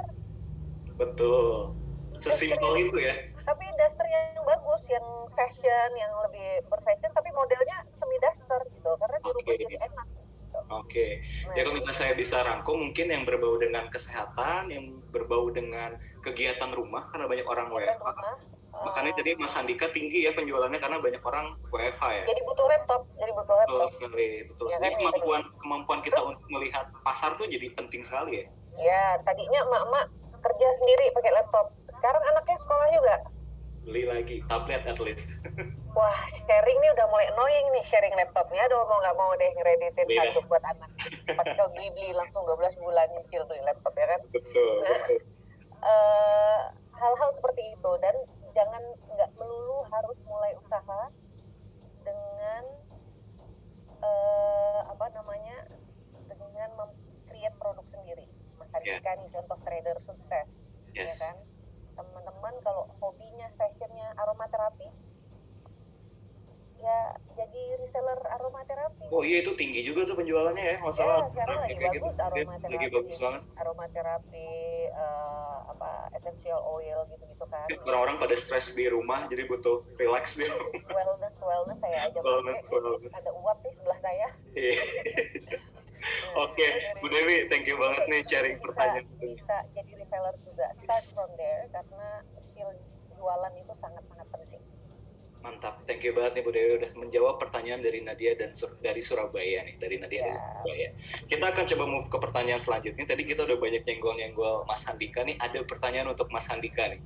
Oke, Mas Andika, we all knew you as a YouTuber lah. Berarti di situ dirimu melakukan strategi personal branding kan, yang mungkin secara langsung dan tidak langsung berpengaruh terhadap bisnis realnya Mas Andika nih. Nah, ini ada pertanyaan dari Elvira, asalnya dari Bekasi. Bagaimana membentuk personal branding yang baik untuk sukses dalam berbisnis? Ini berarti personal brandingnya saya atau Tuku, Mas? Lina. Suaranya nge-lag, Mas. Sudut pandang Mas gimana? Oh iya, sudut pandang Mas gimana tuh? Kalau saya melihat personal branding Mas Dika, Mas Dika itu berpengaruh juga direct ke toko. Tapi sudut pandang Mas gimana? Mungkin kalau dari personal branding ya. Kalau saya di YouTube, saya jujur aja sih. Maksudnya, kalau menurut saya produknya emang kurang, ya saya bilang kurang. Tapi saya perhalus kata-katanya. Jadi nggak langsung kayak, jelek, nggak usah dibeli, kan nggak gitu. Nah, adanya kejujuran ini, jadi sebenarnya jujur aja saya mau memisahkan antara toko sama YouTube, Mas, sebenarnya. Cuman udah dari awal kayak gitu jadi susah. Jadi kayak kesannya itu, ini kan punya toko, terus review, berarti kan dia jualan. Saya nggak mau kayak gitu. Maunya saya pisah sebenarnya. Cuman karena memang dari awal branding image-nya kayak gitu, ya agak susah. Jadi kalau personal branding menurut saya jujur aja sih. Jujur ya. Dan kalau di YouTube kita nggak bisa menghibur semua orang, nggak bisa membahai. Contoh saya, alhamdulillah sekarang sekitar 500.000 subscriber, dan saya nggak mungkin bisa menghibur dari semua 500.000 itu. Paling ya. Tapi kalau misalkan suatu saat udah mulai banyak yang komplain, udah mulai banyak yang nggak suka dengan pembawaan saya, berarti saya harus introspeksi. Saya nggak boleh juga kayak denial, oh berarti udah ini saya yang paling bagus nih. Kalian nggak tahu apa, nggak boleh kayak gitu. Menurut saya tetap jadi diri sendiri, tapi selama di masa proses itu udah banyak yang komplain, wah ini kayak gini, jadi saya juga harus bisa introspeksi diri. Memang kunci dari personal branding sebenarnya adalah jadi diri sendiri sih, jadi diri sendiri. Karena kan di era sekarang semua serba terekspos, semakin OG sesuatu, trustnya semakin tinggi tuh biasanya. Dan kalau mau mencoba jadi orang lain itu menurut saya capek. Betul. Kita harus udahlah jadi diri sendiri aja. Jadi itu tuh untuk Elvira dari Bekasi. Gimana Mbak Siri? Autentik. Tuh sekali autentik. Itu menjawab pertanyaan dari Elvira dari Bekasi ya, mudah-mudahan. Jadi kalau misalnya kamu mau tahu seberapa pengaruh personal branding terhadap bisnis, itu sangat berpengaruh dengan kata kunci itu, autentik, jujur, jadi diri sendiri, jalani, nikmatin prosesnya. Kita akan coba mulai move ke pertanyaan ketiga. Ini ada Wilson dari Medan, pertanyaannya untuk Ibu Amelia. Nah Bu Amelia, apa strategi yang diterapkan e-commerce Blibli.com dalam new normal nih? Apakah ada perilaku yang berbeda dalam masa new normal, terutama untuk pembelian produk IT di kondisi new normal ini nih? Kan pasti datanya banyak tuh. Kalau tadi kata Mas Andika kan naik banget nih pembelian produk-produk laptop kayak gitu-gitu, silahkan Bu Amelia di-share ke Wilson. Jadi kalau dari awal mulai pandemi itu kan bulan Maret ya. Kalau kita lihat secara overall Blibli itu beberapa kategori yang naik sudah pasti seperti tadi Bu Dewi sharing, makanan, kesehatan, itu hal yang connected dengan COVID itu udah pasti naik banget. Nah kalau ngomongin IT, sama halnya dengan yang tadi di sharing juga WFH, SFH. Jadi langsung tuh kelihatan peningkatannya. Selain laptop, kita juga lihat peningkatan di printer. Jadi banyak emak-emak yang mau beli printer buat anak-anaknya bisa tetap sekolah di rumah. Nah, apa yang dibantu oleh Blibli? Jadi waktu dari awal COVID itu kita mempermudah cara upload, kita mulai hilangkan komisi, hilangkan deposit. Jadi ada beberapa hal yang memang kita jalankan dari awal COVID untuk membantu para seller ini langsung bergabung dengan Blibli jualan barang IT. I see. Jadi sebenarnya udah nggak ada alasan lagi untuk menunda-nunda ya, karena sudah dipermudah sekali sebenarnya.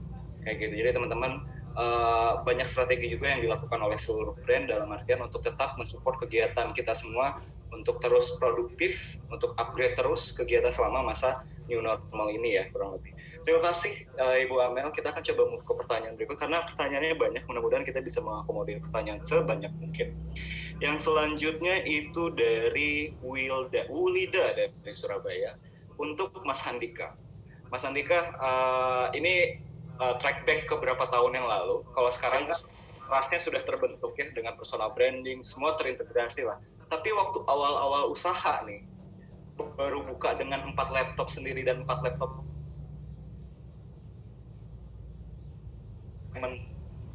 awal untuk ini toko ini, apa yang Mas Dika lakukan? Maaf, bisa diulang nggak tadi? Oke. Putus. Sorry. Jadi ada pertanyaan dari Ulida dari Surabaya. Ya kita track back dulu ke masa lalu nih ya, ke beberapa tahun yang lalu. Kalau sekarang kan sudah terkenal, sudah banyak orang tahu, trustednya juga sudah tinggi. Tapi kalau misalnya kita mau dengar waktu zaman 4 laptop sendiri dan 4 laptop consignment itu, bagaimana caranya untuk mendapatkan kepercayaan dari pelanggan di tahapan awal bisnis gitu, waktu belum besar gitu. Gitu, Mas Dika dari Ulida Surabaya. Makasih pertanyaannya, dan mumpung saya ingat, saya mau jawab pertanyaan Bu Dewi tadi ya, gimana caranya merayu yang tadi saya bisa untuk meminjam 4 barang.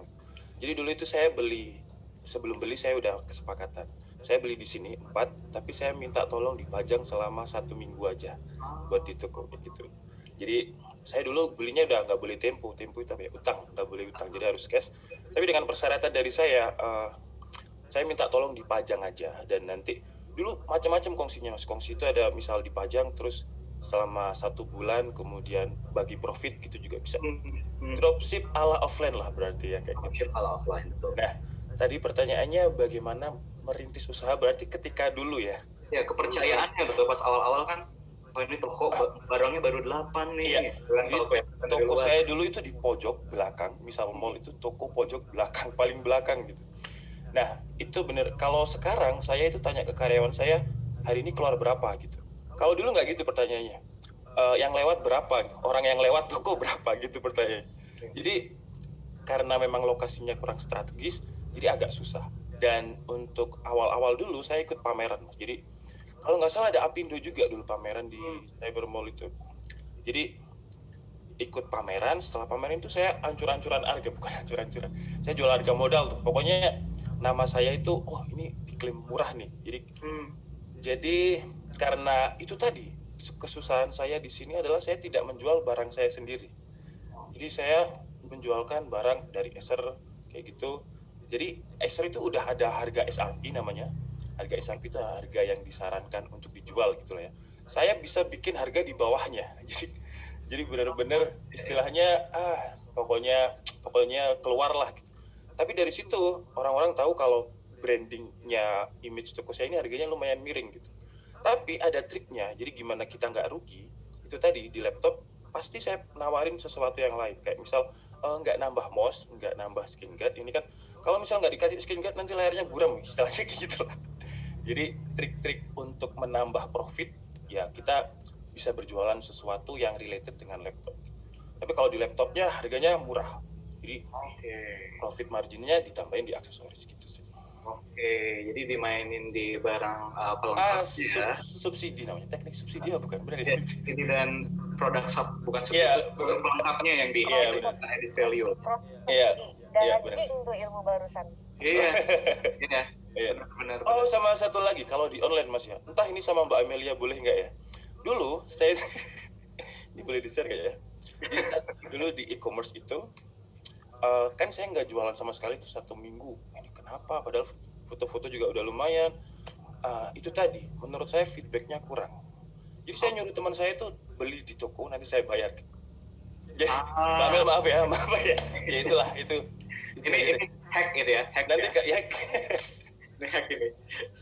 Ya, tapi memang feedback itu sepenting itu. Kalau pertanyaannya adalah membangun trust, karena dalam proses pembelian seseorang, apalagi online, biasanya setelah lihat barang, dia akan lihat kolom feedback dan komen. Iya, bener. Iya, betul sekali. Testimoni lah istilahnya. Testimoni. Jadi selama kita jualannya benar, dan kita harus nge-trigger penjualan, dan gimana caranya kita men-trigger sampai ke level orang itu memberikan feedback ya. Iya.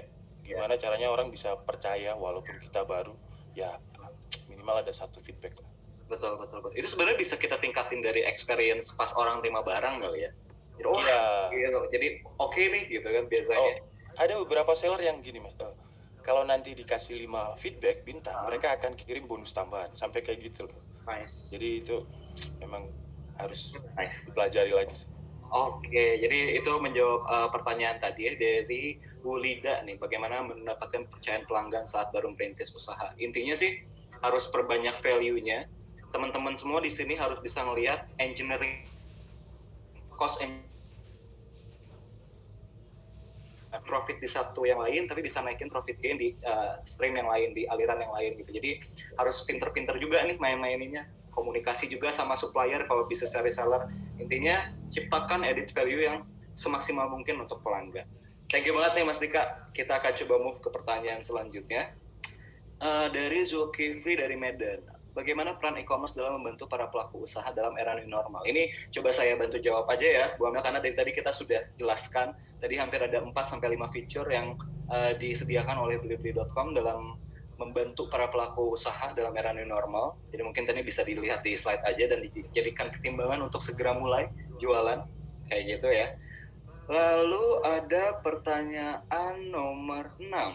Puji untuk Ibu Amelia. Wah ini sekali Bu. Dapat banyak pertanyaan sekali. Bagaimana menaikkan penjualan online di tengah masa pandemi? Apakah ada strategi khusus?